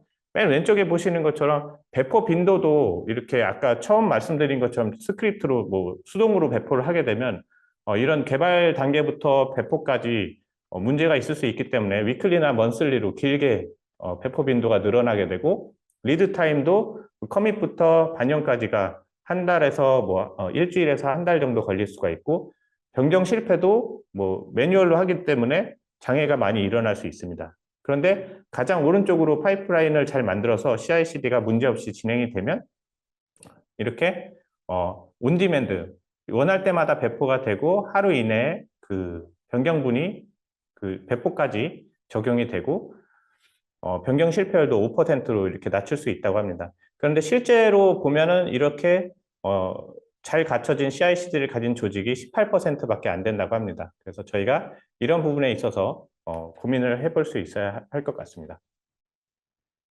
그러면 AWS에서 성공적으로 DevOps를 하기 위해서 CI/CD 파이프라인을 살펴볼 건데요. 저희 서비스들로 어떻게 구축할 수 있는지 한번 살펴보겠습니다. 이게 현대적인 소프트웨어 전달을 위한 CI/CD에 대한 그림인데요. 여기 보시는 것처럼 저희가 아까 말씀드린 코드 작성을 하는 부분이 있을 거예요. 개발자들이 어떻게 코드 작성을 할 것인가. 여기도 생산성이 높았으면 좋겠고, 두 번째로는 소스나 아티팩트들이 잘 지원이 돼서 우리가 어디에서 개발하든지 뭐 GitHub, GitLab, 뭐 저희 AWS의 코드 커밋, 뭐 다양한 소스로부터 이런 것들이 빌드, 가운데 빌드 테스트 영역으로 쉽게 갈 수 있고, 또 그 컨테이너, 뭐 서버리스, 뭐 인스턴스 베이스의 이런 코드 빌드 테스트가 된 에셋들이 배포로 넘어갈 수 있고, 그게 배포가 잘 됐는지 모니터링이 구축하는 게 또 쉽지 않을 수 있잖아요. 그럼 모니터링들이 지원이 돼야 되겠죠. 그래서 이 단계에 대해서 하나하나 살펴보도록 하겠습니다. 먼저 코드 작성 단계에서는 저희가 기존에는 뭐 IDE에서 그냥 개발을 하고 도큐먼트를 그 API 문서나 아니면 스펙 문서를 보고 진행을 했다면, 최근에는 트렌드가 이제 생성형 AI를 활용해서 이런 것들을 많이 하게 되겠죠. 그래서 AWS에서 이런 코드 작성 생산성을 올려줄 수 있는 서비스들이 많이 나오고 있는데요. 하나의 예로 아마존 큐 디벨로퍼를 활용하시면 그 IDE에 원하시는 IDE, 예를 들어 비주얼 스튜디오 같은 곳에 플러그인으로 아마존 큐를 통해서 코드를 생성하거나 리뷰하거나 뭐 마이그레이션을 하거나 하실 수가 있습니다.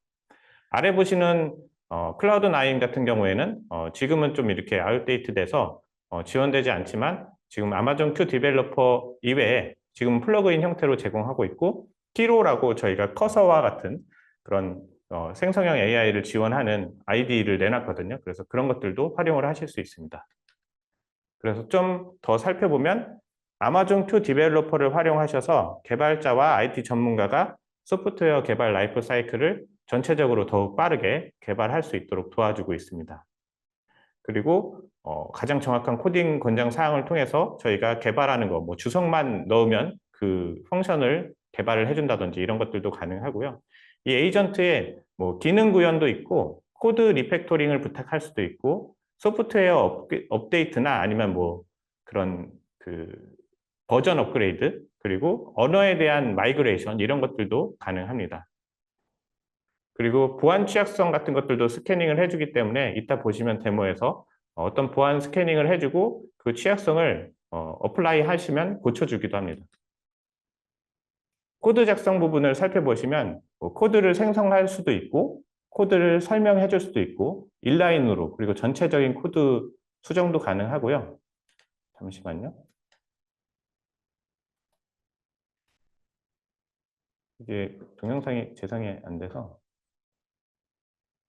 넘어가겠습니다. 그래서 여기 맨 밑에 보시면 주석이 있는데 이 주석만 작성을 하시면 거기에 맞춰서 인라인 코드를 제안을 해주고 코드를 생성을 해주기도 하고요. 또 코드에 맞는 새로운 파일들을 만들어 달라고 이야기할 수도 있습니다. 그리고 우리가 프로젝트를 이해할 수 없을 때 질문을 하면 이 프로젝트는 어떤 프로젝트야? 이 구조에서 어떤 파일들이 어떤 걸 담당해? 이런 것들도 설명을 받으실 수 있습니다. 테스트랑 보안 관련해서도 테스트를 작성해 달라고 해서 생성형 AI로 단위 테스트를 작성해 달라고 할 수도 있어요. 그래서 어떤 프로젝트에 테스트를 작성해줘 그러면 거기에 맞는 테스트, 유닛 테스트들을 뭐 파일별로 만들어 줄 수도 있고요. 전체적으로 프로젝트를 스캔하기 때문에 그런 보안 취약점 같은 것들도 검사를 하실 수 있습니다. 이 영상이 재생이 되고 있습니다. 그래서 보시면은 여기 보안 취약점들이 보였는데 어플라이 파일을 하면은 이 취약점 같은 문제들을 바로 고칠 수가 있겠죠. 그래서 이런 부분을 통해서 저희가 개발을 할 때 기능적인 부분을 많이 고려를 하는데 이런 어시스턴트를 통해서 보안적인 측면을 강화를 하실 수가 있고요. 리뷰 기능도 있습니다. 그래서 코드 에이전트를 통해서 죄송합니다. 네, 리뷰 기능이 있는데 코드 에이전트를 통해서 여기 보시는 것처럼 에이전트 리뷰를 부탁을 하면 코드 리뷰를 시작을 합니다. 그래서 저희가 페어 리뷰를 하는 것처럼 아니면 PR 리뷰를 하는 것처럼 여기서 리뷰를 하고 거기에 맞는 수정을 한다든지 그리고 코드 품질에 대해서 빠르게 품질을 올릴 수가 있습니다. 그럼 전체적으로 코드 리뷰를 해주고요.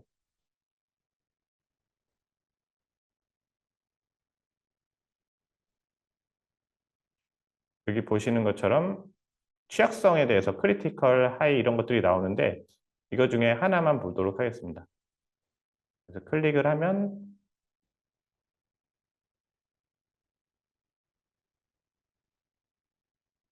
네, 지금 보안 취약성이 있는 라이브러리에 대한 이야기를 할 거거든요. 그래서 이 라이브러리를 버전 업을 해라 이렇게 이야기가 나오면 네, 그냥 간단하게 어플라이 하시면 됩니다. 그러면 이런 수정도 가능해지고 아까 보신 것처럼 코드상에서 문제가 있는 것들도 아이디를 통해서 쉽게 해결을 하실 수가 있습니다. 그리고 더 재밌는 거는 아마존 큐 디벨로퍼가 아까 그 플러그인 형태로 비주얼 스튜디오 같은 데 붙어서 코드를 생성하거나 아니면 리뷰하거나 이런 것들도 도와주지만 CLI 형태로 오른쪽은 터미널이거든요. 여기에다 대고 이 디렉토리 프로젝트에 있는 것들을 설명해줘. 이렇게 하면 챗봇 형태로 이 프로젝트를 설명을 해줘요. 그리고 심지어는 이 CLI의 MCP 서버로 저희 아마존에 그 MCP들을 붙일 수가 있는데 그래서 AWS의 아키텍처를 이해하는 그리고 뭐 아키텍처를 그릴 수 있는 이런 MCP들을 연결을 하면 우리가 원하는 그 어카운트에 연결이 되어 있기 때문에 우리가 원하는 애플리케이션을 설명을 해주면 그런 인프라에서 코드 같은 걸로 코드를 만들어주고 아예 배포까지 해줍니다. 그래서 해커톤을 진행했을 때 저희가 어떤 세일즈를 도와주는 앱을 만들어줘 했을 때 지금 보시는 것처럼 아예 인프라 코드를 만들어주고 배포를 해서 화면까지 만들어주거든요.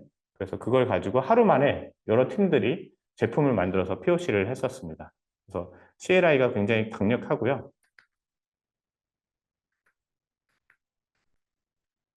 보시는 것처럼 MCP 같은 걸 가지고 로컬 파일 쓰기나 읽기 같은 것이 지원되기 때문에 코드를 다 생성해주고 테스트 실행해주고 아까 말씀드린 AWS 어카운트에 아예 배포까지 해드릴 수가 있어요. 그래서 지금 설명드린 부분이 코드 작성 부분인데 이런 코드 어시스턴트를 활용을 하시면 코드 작성을 빠르게 하실 수가 있게 되고요. 두 번째로는 소스랑 아티팩트입니다. 이렇게 개발된 코드들이 저희 SVC나 아니면 코드의 아티팩트 같은 형태 그리고 컨테이너 같은 형태로 배포가 될 거잖아요. 그래서 AWS의 코드 파이프라인은 이런 다양한 소스들을 지원을 하고 있습니다. 그래서 GitHub이라든지 GitLab 그리고 원하시는 코드 리파지토리를 통해서 등록을 하시면 여기 보시는 것처럼 지금 코드 커밋은 저희가 이제 추가적으로는 서비스를 지원하지 않으려고 해요. 그래서 고객분들이 지금 GitHub이나 GitLab 여기서 활용하시는 코드들을 통해서 모두 호환이 되기 때문에 이 코드들을 아티팩트로 활용을 하실 수가 있고요. 코드 아티팩트를 활용을 하셔서 메이븐이나 이런 저장소로 활용을 하실 수도 있습니다. 또 엘라스틱 컨테이너 레지스트를 통해서 우리가 원하는 그 컨테이너 이미지들을 저장하고 이걸 배포하는 데 활용하실 수도 있어요. 그래서 이전 시간에 말씀드렸던 컨테이너 서비스들은 이런 식으로 배포를 하실 수가 있습니다. 그러면 이 소스들이 다양할 텐데 우리 GitHub 레파지토리가 소스가 돼서 커밋이 일어나서 브랜치가 머지됐을 때 빌드 테스트를 할 수도 있고 뭐 ECR 그런 그 이미지가 등록됐을 때 할 수도 있고 이렇잖아요. 그래서 이 빌드 테스트 영역을 살펴보겠습니다. 이 빌드를 위해서는 AWS 코드 빌드를 활용하시면 되는데요. 코드 빌드를 활용하시면 이제 스펙 파일이 있어서 거기다가 이 빌드를 하기 전 그리고 빌드에 필요한 거 그리고 이후에 대한 것들을 정의를 하실 수 있어요. 그래서 자유롭게 우리 코드가 들어왔을 때 어떤 테스트를 진행을 하고 다시 이제 빌드를 하고 이후에 유닛 테스트 진행하고 이런 것들을 짜서 넣으실 수가 있습니다.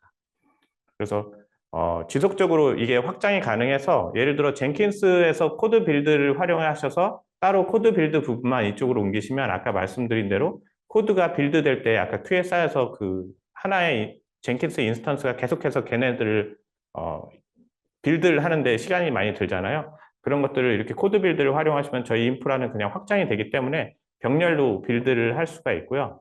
다양한 서비스들을 빌드를 하실 수 있습니다.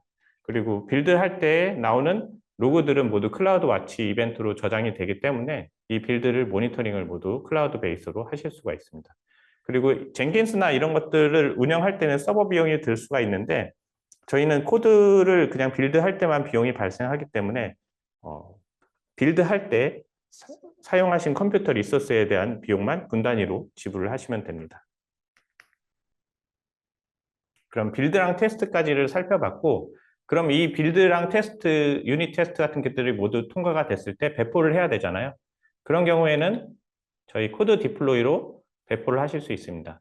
그래서 모든 인스턴스나 아니면 람다, 서버리스 코드 같은 것들, 그런 것들을 배포를 자동화를 해드릴 수가 있고요. 애플리케이션 업데이트 하실 때 그런 복잡성을 처리를 해줍니다. 다양한 전략, 예를 들어 뭐 카나리 배포, 그리고 뭐 N개씩 배포하거나 아니면 블루그린으로 배포하는 것 같은 것들을 다 정의해서 해주실 수 있고요. 다운타임을 방지하고 문제가 생겼을 때 자동으로 롤백 같은 것들을 해줍니다. 그래서 아까 코드를 개발하고 빌드가 된 것들이 이제 디플로이에 왔을 때 우리가 어떻게 디플로이 할지 다 정의를 하실 수 있고요. EC2 환경이나 람다 그리고 온프레미스 서버에서 배포가 가능합니다. 그러면 지금 말씀드린 뭐 코드 작성 같은 부분은 ID에서 하는 거고 이 이후의 부분 소스, 빌드 테스트, 배포 이 세 가지 부분이 사실은 하나의 세트거든요. 그래서 AWS의 그 코드 파이프라인이 이 전체를 다 묶는 파이프라인으로 보시면 됩니다. 그래서 이름 자체도 파이프라인인데 저희가 이 소스, 빌드, 배포에 대해서 아까 하나하나 정의를 하시면 예를 들어 GitHub에서 어떤 브랜치가 머지가 되면 어떻게 빌드를 할 거야. 스펙 파일을 만들어서 코드 빌드에 넣어놓고 배포는 EC2나 아니면 컨테이너 베이스로 어떻게 할 거야. 이렇게 정의를 해놓으시면 이게 하나의 코드 파이프라인 단위로 되는 거고 코드 파이프라인을 정의하시면서 이 소스를 어떤 걸 활용할지, 어떻게 트리거할지 빌드를, 그리고 배포는 어디로 할지 이런 것들을 한 번에 다 정의하신다고 보시면 되세요. 그래서 예를 들어 GitHub 레파지토리를 활용하시면 GitHub 어떤 브랜치에서 훅을 걸어서 거기에 이제 브랜치가 머지가 새로운 게 되면 그걸 트리거로 해서 빌드에서는 그 코드를 가져와서 빌드랑 유닛 테스트 같은 것들을 하고 또 배포를 EC2 인스턴스라든지 엘라스틱 빈스톡 아니면 컨테이너 이런 데 해준다고 보시면 됩니다. 그리고 이런 파이프라인들은 다 개별적으로 동작하기 때문에 여러 가지 이벤트가 있을 때 젠킨스 서버 같은 경우에는 이렇게 하나하나 큐에 쌓여서 시리얼하게 한다면 이건 그냥 병렬적으로 진행한다고 보시면 됩니다. 그래서 코드 파이프라인을 활용하시면 빠르고 또 안정적인 애플리케이션 업데이트를 해서 지속적으로 전달이 가능하고요. 그리고 소프트웨어 릴리즈랑 프로세스 같은 게 보시면은 화면에서 콘솔에서 다 시각화가 되기 때문에 지금 배포 단계에서 뭐 빌드가 실패했다 이런 것들도 바로 보실 수 있고요. 또 코드 변경 시마다 아까 보신 것처럼 GitHub 말고도 GitLab, 뭐 다양한 소스에서 빌드, 테스트, 배포, 자동화를 하실 수가 있습니다. 그리고 AWS의 서드파티 도구들이 많이 있는데요. 아까 말씀드린 것처럼 뭐 GitLab이라든지 뭐 빗버켓 이런 다양한 서비스들이 있잖아요. 그런 도구들이 다 통합되기 때문에 다양한 뭐 서드파티 도구들을 활용하고 있다면 CI/CD 툴도 마찬가지고 통합을 지원을 하고 있습니다. 그러면 저희가 코드를 작성하고 이게 코드 아티팩트로 들어와서 빌드, 테스트 같은 게 완료가 돼서 배포가 됐다고 쳐보면 가장 중요한 게 모니터링이에요. 그래서 이게 배포까지 자동화됐다고 해서 문제가 끝난 게 아니라 아까 말씀드린 것처럼 운영팀은 모니터링이 중요한데 우리가 그 모니터링을 하는 방법은 여러 가지가 있습니다. 오늘 같이 하는 데이터독 같은 서비스를 활용하실 수도 있고 기본적으로 AWS에서는 뭐 클라우드 와치나 엑스레이 같은 툴들을 통해서 이 배포된 것들이 문제가 없는지 이런 것들을 지원하고 있어요. 그래서 AWS에서는 이 배포 같은 것들에 대해서 보안적인 측면으로는 다음과 같은 것들을 제공하는데요. 제한된 액세스랑 최소 권한을 통해서 이런 빌드 배포가 일어날 수 있도록 해드리고, 클라우드에 뭐 젠킨스 서버가 날아갔다고 생각해 보세요. 이런 것들이 일어나지 않도록 안전하게 저장하고, 코드 취약점 같은 것들을 스캔을 해주고, 만약에 규제 때문에 원하신다면 VPC 내에서 배포하실 수 있도록 도와드리고 있습니다. 그리고 이런 서비스에 대한 패치들은 AWS에서 다 제공을 해주고 있습니다. 그래서 보시면은 우리가 모니터링을 어떻게 할 수 있을까? 관찰 가능성이라고 하는데, 이런 옵저버빌리티 툴을 다 제공을 하고 있어요. 맨 왼쪽에 보시면 이제 클라우드 와치 서비스 렌즈부터 오른쪽에 보시면 뭐 비주얼라이즈 툴까지 다 있는데, 컨테이너 인사이트를 통해서 뭐 컨테이너에 관련된 것들을 모니터링 하실 수 있고, 람다에 특화된 람다 인사이트 툴이 있고요. 컨트리뷰터 인사이트 같은 경우에는 어떤 그 기능들이 얼마나 그런 그 부하 같은 것들을 일으키고 있나 이런 것들도 보실 수 있습니다. 그리고 기본적으로는 저희가 클라우드 와치를 통해서 어떤 로그들을 수집을 하고 또 매트릭을 만들고 알람을 만들고 이런 것들을 다 하실 수가 있고, 최근에는 아마존 매니지드 그라파나랑 프로메테우스를 제공을 하기 때문에 기존 서비스에서 온프레미스에서 그라파나랑 프로메테우스로 많이 모니터링을 하셨거든요. 그래서 그 경험 그대로 가져오셔서 모니터링을 하실 수도 있습니다.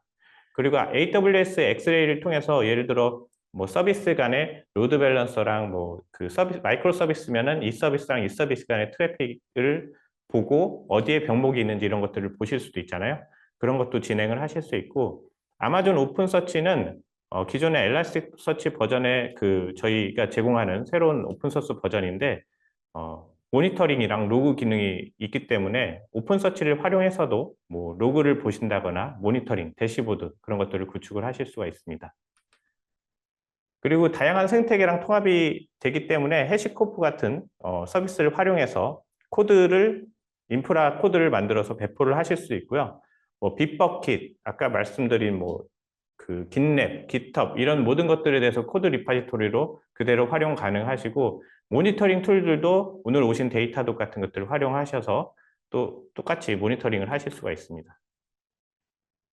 그럼 마지막으로 저희가 코드 작성부터 소스, 빌드, 배포, 그리고 모니터링까지 살펴봤는데, 이런 것들에 대해서 추가로 살펴보면 좋은 게 저희가 인프라에서 그래서 인프라를 코드로 관리하는 것까지 아예 같이 배포하는 것까지 한번 살펴보면 좋을 것 같습니다. 아래 보시면은 클라우드 포메이션과 또 클라우드 디벨로먼트 킷, 그리고 오른쪽에는 서버리스를 위한 그 SAM, 그리고 네 번째로는 앰플리파이가 있는데, 오늘 살펴볼 거는 클라우드 포메이션이랑 클라우드 디벨로먼트 킷으로 보시면 될 것 같습니다. 그래서 우리가 코드만 관리해서 배포되는 게 아니라 인프라도 코드로 관리하고 같이 코드랑 같이 배포도 할 수 있겠죠.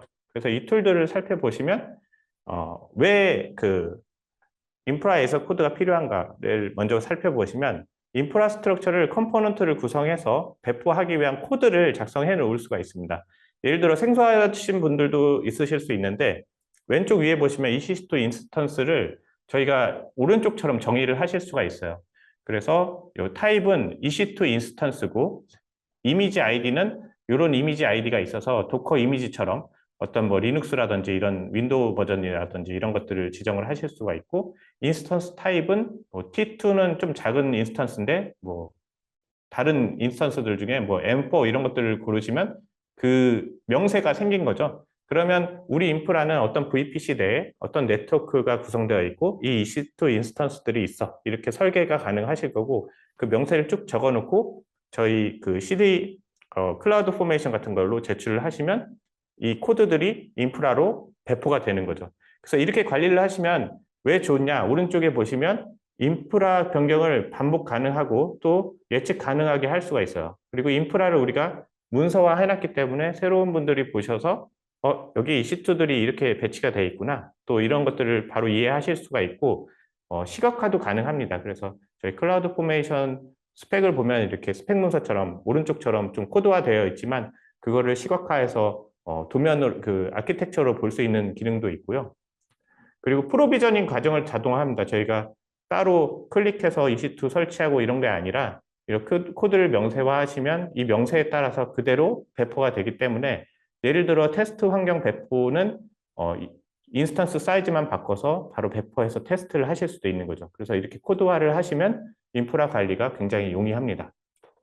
그리고 마지막으로는 이 자동화를 통해서 구성 편차, 그래서 변화가 있을 수 있잖아요. 그거를 코드 그 변경분처럼 반영을 해서 그 변경된 뭐 데이터베이스를 추가한다든지 이런 것만 반영을 하실 수가 있어요. 그래서 변경하시고 배포하시면 그런 것들만 반영이 되도록 하실 수가 있습니다.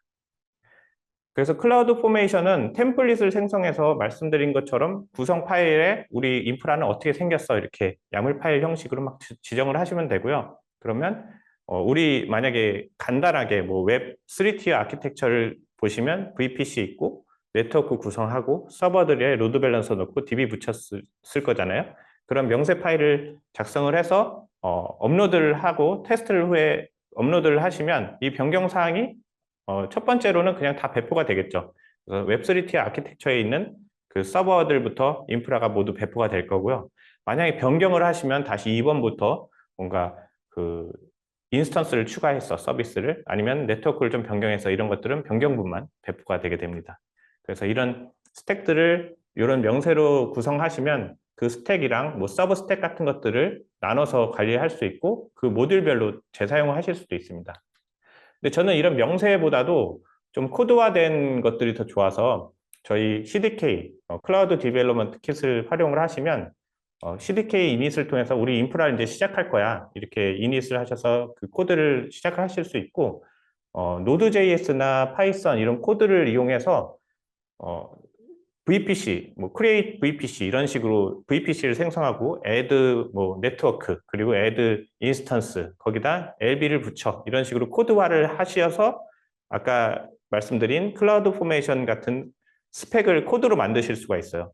그래서 좀 더 개발자분들이 친숙하게 그런 코드를 만든 다음에 배포를 하실 수가 있거든요. 디플로이를 하면 그 코드의 대로 우리가 명세한 대로 인프라가 배포가 됩니다. 그러면 거기에 람다 코드나 아니면 서버 코드 같은 것들을 같이 적어서 놓으시면 코드 애플리케이션 아까 서버 코드만 배포하는 게 아니라 인프라부터 전체를 다 배포할 수 있게 되는 거죠. 그래서 이렇게 인프라까지 CI/CD에 같이 고려하시면 생산성이나 아니면 나중에 그 마이그레이션 하시거나 아니면은 DR을 하실 때 아주 좋은 다음 세션으로 넘어가도록 하겠습니다. 감사합니다.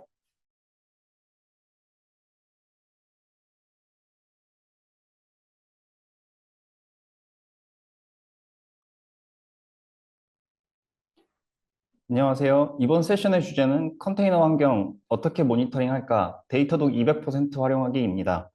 저는 발표를 맡은 메가존 클라우드 정상기입니다. 반갑습니다.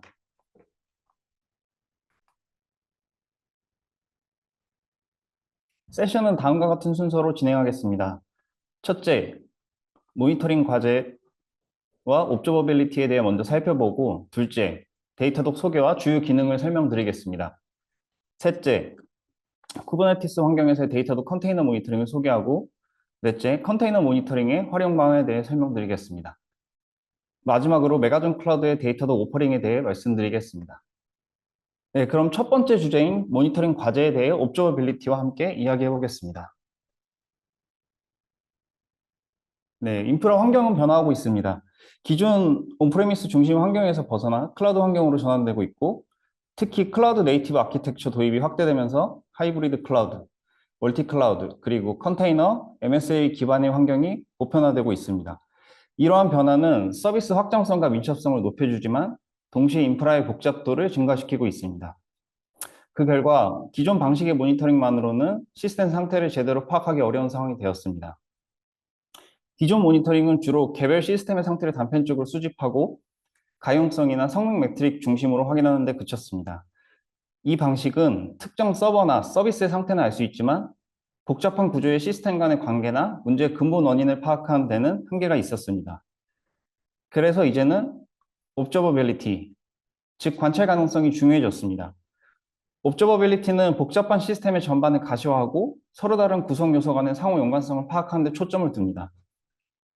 이를 위해 매트릭, 트레이스, 로그 데이터를 서로 연계 분석함으로써 문제의 근본 원인을 빠르게 찾아낼 수 있습니다. 옵저버빌리티는 단순히 무엇이 잘못되었는지 확인하는 것을 넘어 왜 문제가 발생했는지를 파악하는 데 중점을 둡니다. 시스템의 내부 상태를 명확히 이해함으로써 우리는 문제의 근본 원인을 찾아내고 효과적으로 해결할 수 있습니다. 화면에 보시는 옵저빌리티 세 가지 기능인 매트릭, 트레이스, 로그를 통합하고 연계 분석함으로써 시스템 스택 전체에서 인프라의 전반적인 상태를 한눈에 확인할 수 있습니다. 그리고 이를 통해 데이터 간 상관관계를 파악하고 문제의 근본 원인을 찾을 수 있는 인사이트를 확보하게 됩니다. 이 세션에서는 이런 옵저버빌리티 관점에서 데이터독을 통해 컨테이너 환경을 어떻게 효과적으로 모니터링할 수 있는지 살펴보겠습니다. 그러면 옵저버빌리티 솔루션인 데이터독에 대해 소개해 드리겠습니다.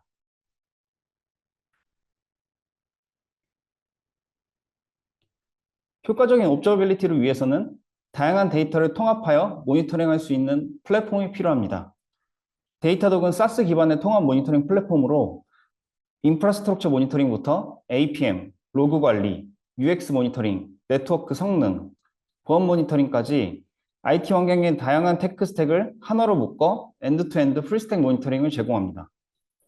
이를 통해 단일 화면에서 시스템 전반의 상태를 가시화하고 성능 이상 징후 감지, 실시간 원인 분석, SLO 관리까지 수행할 수 있습니다.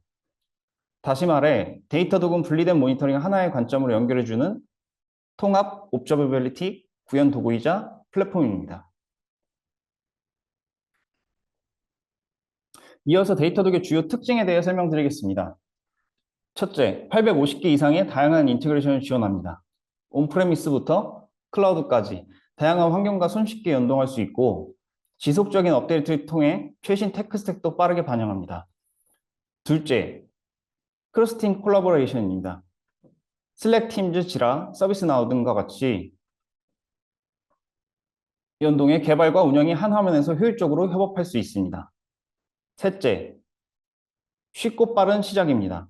별도의 전문 개발 지식 없이도 바로 사용을 시작할 수 있습니다.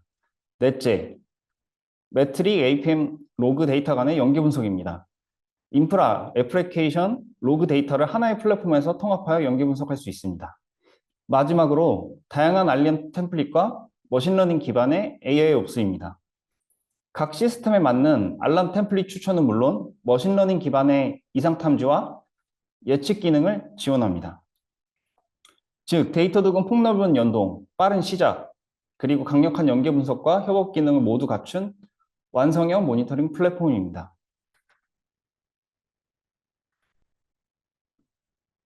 이제부터 데이터독의 주요 기능을 살펴보겠습니다. 첫 번째는 인프라스트럭처 모니터링입니다. 데이터독의 인프라스트럭처 모니터링은 인프라 전반을 한눈에 볼 수 있는 가시성을 제공합니다. 매트릭, 애플리케이션, 로그 데이터를 하나의 대시보드에 통합하여 보여주기 때문에 개발, 운영, 인프라 등 다양한 팀이 같은 화면을 보며 상황을 공유하고 빠르게 대응할 수 있습니다. 화면에 보이는 예시는 쿠버네티스 리소스 매트릭과 이벤트를 포함해 인프라 현황을 파악할 수 있는 대시보드이고, 또한 우측의 추가 대시보드처럼 애플리케이션 성능 지표와 로그를 함께 보여주어 애플리케이션 상태까지도 함께 확인하실 수 있습니다. 인프라스트럭처 모니터링을 효과적으로 하려면 다양한 시스템과 애플리케이션, 그리고 서비스를 하나의 플랫폼에 통합하는 것이 중요합니다. 데이터독은 850개 이상의 인테그레이션을 기본 지원합니다.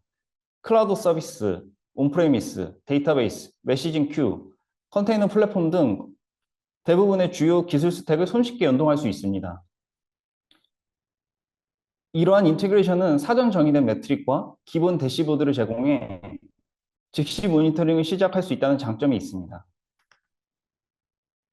다음은 AWS 인테그레이션 활용 사례 하나를 소개하겠습니다. 고객사 환경은 EC2, ECS, RDS, ELB, 그리고 자바 애플리케이션으로 구성된 인프라였습니다. 데이터독에서는 인프라스트럭처 모니터링과 APM을 적용했습니다. 도입 전에는 트래픽이 급증할 때 인프라 리소스와 DB 부하가 증가하면서 서비스 장애가 빈번하게 발생했는데 원인 확인이 어려웠습니다. 하지만 데이터독 도입 이후에는 화면에 보시는 대시보드처럼 통합 대시보드에서 부하 상황을 실시간으로 모니터링하고 AWS 인티그레이션을 통해 ECS와 RDS 매트릭을 함께 확인하여 스펙 조정, 오토스케일링 조건 조정 등 APM 데이터와 같이 활용하여 쿼리 문제까지 한 번에 수행할 수 있었습니다. 그 결과 트래픽 증가에도 안정적으로 서비스를 제공할 수 있는 환경으로 개선되었습니다. 데이터독 인테그레이션을 효과적으로 활용한 사례였습니다. 이번에는 APM 제품을 살펴보겠습니다. APM은 서비스 전반의 가시성을 확보하는 데 초점을 둡니다. 하나의 요청이 여러 마이크로 서비스를 거쳐 처리될 때 서비스가 호출 경로를 직관적으로 시각화해 보여줍니다. 보고 계시는 그림처럼 트레이스는 사용자 액션에서 시작해 API 게이트웨이, 서비스, 그리고 데이터베이스까지 요청 경로와 순서를 파악하도록 도움을 줍니다. 앞서 트레이스에 대해 설명드렸습니다. 이제는 이 트레이스를 수집하는 기술인 분산 트레이싱이 데이터독에서 어떻게 시각화되는지 설명드리겠습니다. 분산 트레이싱은 하나의 요청이 여러 서비스와 데이터베이스를 거치는 전체 경로를 추적하며 각 구간별 실행 시간, 오류 여부, SQL 쿼리, HTTP 리퀘스트 정보까지 제공합니다. 화면의 예시처럼 특정 요청이 어떤 서비스에서 얼마나 시간이 소요되는지, 또 어느 구간에서 병목이 발생하는지 직관적으로 확인할 수 있습니다. 이를 통해 성능 저하나 장애 원인을 정확하게 파악하고 서비스 개선 방향을 도출할 수 있습니다.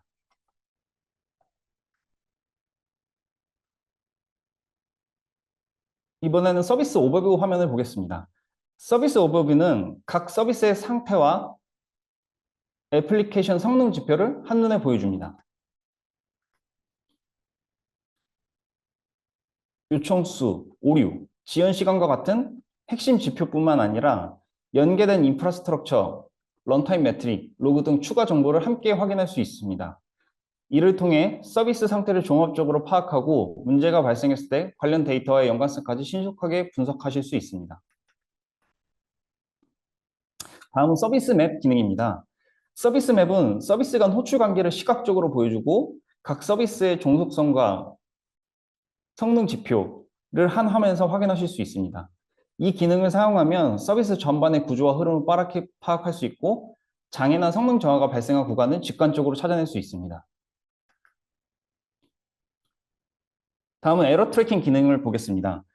에러 트래킹은 유사한 오류를 자동으로 묶어 하나의 이슈로 관리합니다. 이를 통해 몇 명의 사용자가 영향을 받았는지, 언제부터 발생했는지, 관련 커밋은 무엇인지 등 핵심 정보를 한눈에 확인할 수 있습니다. 보시는 것처럼 서비스별, 익셉션 타입별 오류가 그룹화되어 표시되고 각 이슈의 발생 추세, 세부 로그, 그리고 관련 트레이스까지 클릭 한 번으로 바로 확인할 수 있습니다. 지금 설명드린 에러 트래킹 기능에 대해 영상과 함께 좀 더 살펴보겠습니다. 영상에서는 특정 에러 스택, 익셉션을 선택하고 조회하고자 하는 서비스를 기준으로 확인합니다.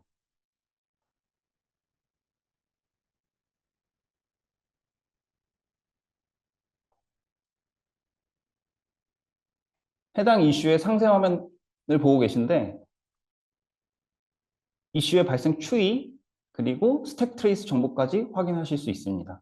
그리고 연관된 트레이스와 로그 정보를 같이 보실 수 있는데 한번 트레이스를 확인해 보겠습니다.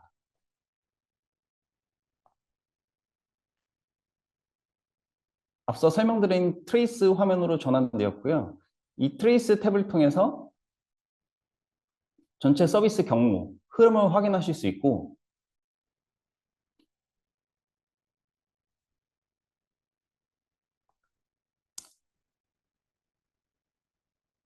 스팬의 세부 정보를 통해서는 리퀘스트와 연관된 에러 스택 정보들을 함께 확인하실 수 있습니다.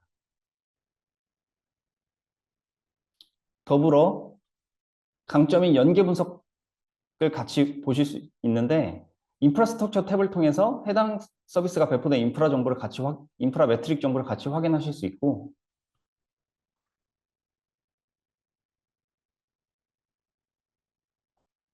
런타임 매트릭과 애플리케이션에서 발생된 로그까지도 함께 확인하실 수 있습니다.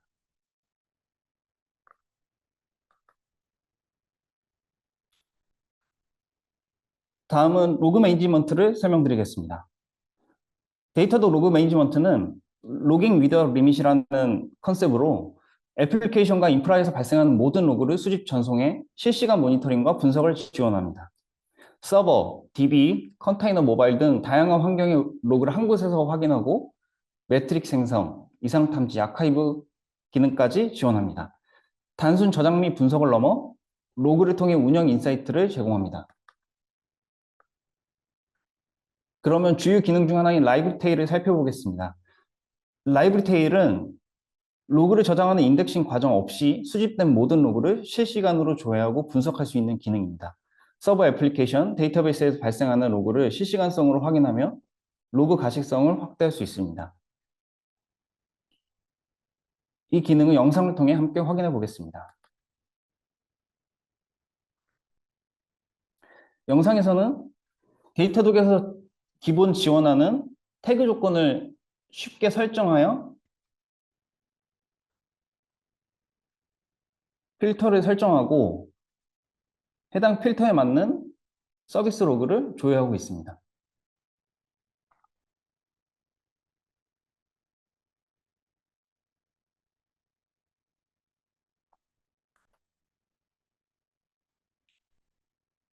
네, 다음은 로그의 서치 앤 애널리틱스 기능입니다. 이 기능은 수집된 로그를 쉽고 빠르게 검색하고 다양한 형태로 분석할 수 있습니다. 별도의 쿼리 문법이 필요 없으며 로그의 태그나 속성 값을 UI에서 바로 선택해 쿼리 조건을 설정할 수 있습니다. 또한 탑 리스트, 시계열이나 파이 차트 등 다양한 시각화 방식을 지원해 로그 데이터를 직관적으로 이해하고 인사이트를 도출할 수 있습니다. 해당 기능도 영상을 통해 확인해 보겠습니다. 영상에서는 에러가 발생한 자바 애플리케이션을 필터링하고 에러 유형별로 그룹화해 조회하는 과정을 보여드립니다.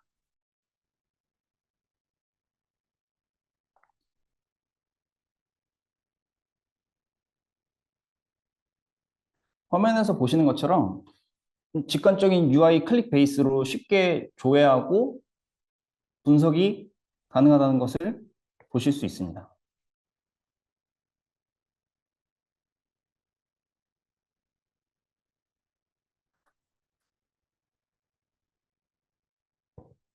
네. 로그 매니지먼트의 다음 특징으로는 앞서 설명드린 것처럼 매트릭과 트레이스와 로그 데이터 간의 연계 분석을 지원한다는 것입니다. 이를 통해 인프라 지표부터 애플리케이션, 그리고 관련 로그까지 하나의 흐름 속에서 한 번에 모니터링 하실 수 있습니다. 또한 어떤 화면에서든 연계 분석 메뉴를 제공하고 있습니다.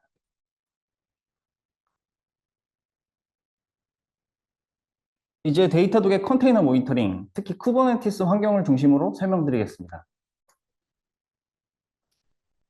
데이터독 컨테이너 모니터링 기능을 설명드리면 데이터독은 도커, 컨테이너 D, 크라이오 등 다양한 컨테이너 런타임과 연동을 지원합니다. 또한 AWS ECS, EKS, 애저의 AKS, 구글의 GKE, 오픈시프트 등 주요 컨테이너 서비스도 지원합니다. 컨테이너와 쿠버네티스 환경을 위한 특화 기능들을 제공하는데 이 부분은 뒤에서 조금 더 자세히 설명드리겠습니다. 데이터도 쿠버네티스 모니터링 특화 기능을 설명드리겠습니다. 데이터도 쿠버네티스 환경에 특화된 오버뷰 기능을 제공합니다. 클러스터와 네임스페이스 단위로 전체 리소스 현황을 확인하실 수 있고 또한 CPU나 메모리 리소스의 과다 혹은 부족 할당 상태를 파악해 사용 효율성을 점검할 수 있습니다. 문제가 발생한 상태와 매트릭을 함께 해당 오브젝트로 바로 이동할 수 있는 트러블 슈팅 패턴도 제공합니다. 마지막으로 쿠버네티스 모니터링을 위한 추천 대시보드, 모니터 템플릿도 기본 제공합니다. 영상을 통해 함께 확인해 보겠습니다. 보시는 영상은 쿠버네티스 오버뷰 화면에서 앞서 설명드린 주요 기능들을 확인하는 화면입니다. 장애가 발생한 파드를 직접 확인하는 화면이고요. 리소스 할당 상태를 확인하는 화면입니다. 추천 대시보드 화면으로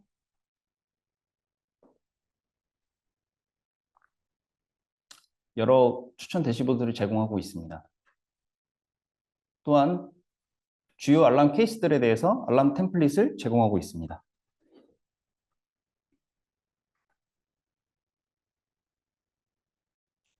쿠버네티스 특화 기능인 오케스트레이터 익스플로러는 파드, 디플로이먼트 등 쿠버네티스 오브젝트 단위로 조회할 수 있습니다.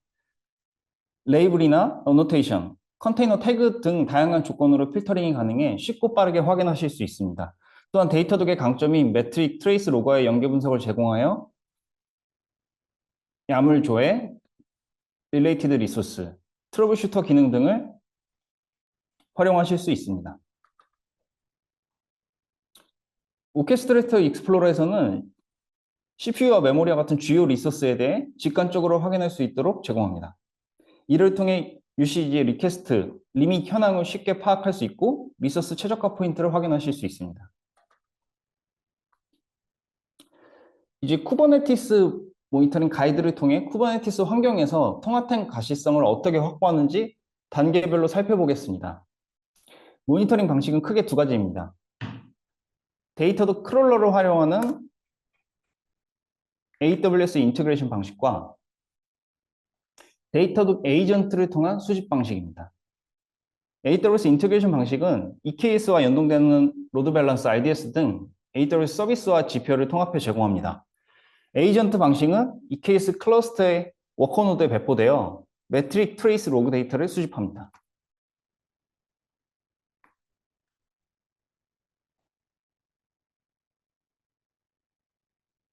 AWS 가시성 확보 단계에서는 앞서 설명드린 대로 AWS 인테그레이션을 통해 EKS와 연동되는 서비스들의 클라우드 와치 매트릭을 통합합니다. 이를 통해 클라우드 관점에서의 가시성을 확보하고 에이전트가 수집한 매트릭 트레이스 로그와의 연계 분석을 지원하여 모니터링 효과를 극대화할 수 있습니다. 다음 단계를 진행하기 전에 쿠버네티스 환경에서 데이터독 에이전트 설치 구조와 오토 디스커버리 동작 방식을 설명드리겠습니다. 화면에 보시는 그림은 쿠버네티스에서 데이터독 에이전트가 배포되는 구조를 나타냅니다. 각 노드에는 데이터독 노드 에이전트가 데몬셋 형태로 배포되어 쿠블렛과 연동해 컨테이너 매트릭과 로그를 수집합니다. 또한 일부 노드에는 데이터독 클러스터 에이전트가 디플로이먼트 형태로 배포되어 API 서버와 통신하여 클러스터 전반의 메타데이터를 수집합니다. 노드 에이전트는 오토 디스커버리 기능을 통해 동적으로 생성 배포되는 파드를 자동으로 탐지하고 모니터링합니다.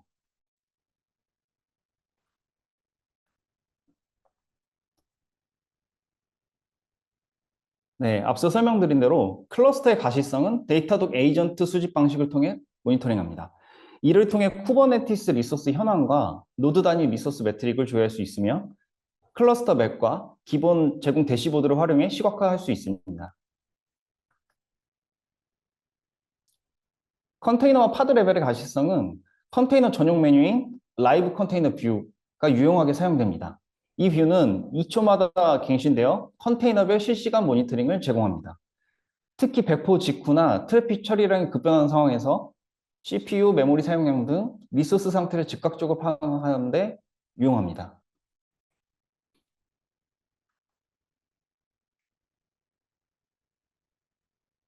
일반적으로 쿠브시트의 명령으로 확인하던 쿠버네티스 이벤트를 데이터독에서 통합해 모니터링할 수 있습니다.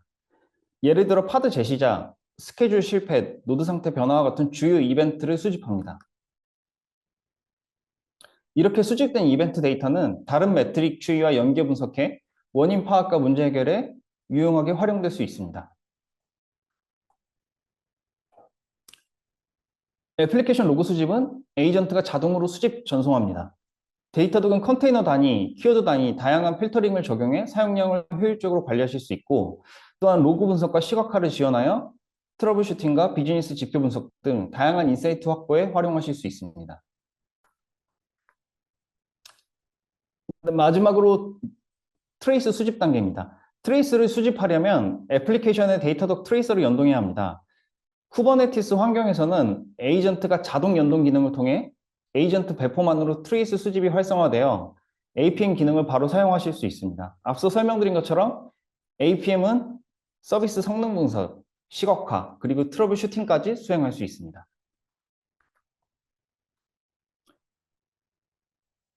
그러면 컨테이너 모니터링을 어떻게 활용할 수 있는지 사용 사례와 함께 살펴보겠습니다. 첫 번째 케이스는 파드가 정상적으로 배포되지 않는 상황입니다. 데이터독 기능으로는 쿠버네티스 오버뷰와 오케스트레이터 익스플로러, 대시보드를 사용합니다. 다음의 절차로 확인을 진행합니다. 쿠버네티스 오버뷰에서 트러블 슈팅 패턴 기능을 통해 문제가 있는 파드를 확인합니다. 확인한 파드를 클릭하게 되면 오케스트레이터 익스플로러 화면으로 전환되면 대상 파드를 바로 조회하게 됩니다.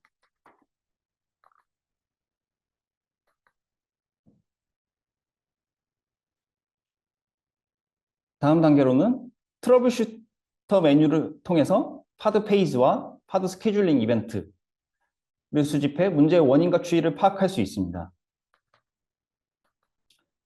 또한 로그, APM 매트릭 정보와의 연계 분석을 통해 이슈 분석을 더욱 명확하게 하실 수 있습니다.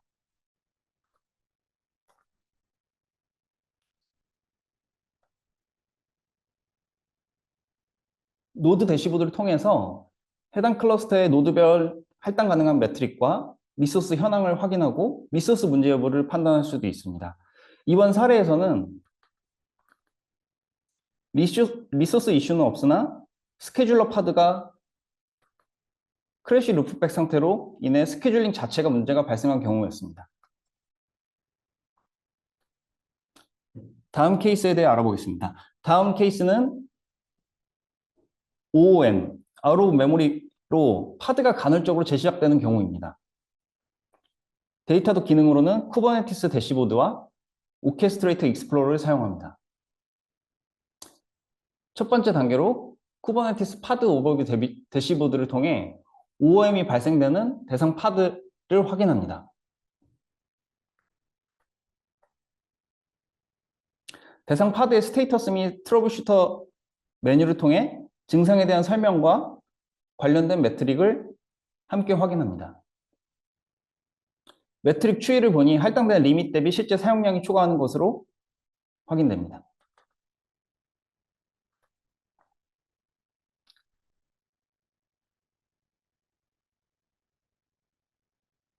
Related Resource 탭을 통해 해당 리소스와 연관된 모든 리소스들의 상태를 한눈에 파악하고 또한 매트릭 연계 분석 탭을 통해 직관적으로 메모리와 관련된 매트릭들을 확인하실 수 있습니다. 마지막으로는 YAML 컴페어 기능을 통해 두 개의 매니페스트를 비교 분석하여 배포 전후의 변경 사항을 한눈에 확인할 수 있습니다. 특히 현재 OM 문제가 발생한 경우 리소스 변화를 스펙상 확인하여 중요한 참고 자료로 확인하실 수 있습니다.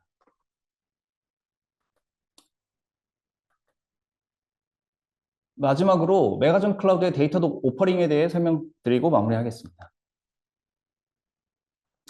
메가존 클라우드는 국내 유일의 프리미어 티어 파트너로서 데이터독이 인정한 기술적, 영업적 역량을 갖춘 파트너사입니다.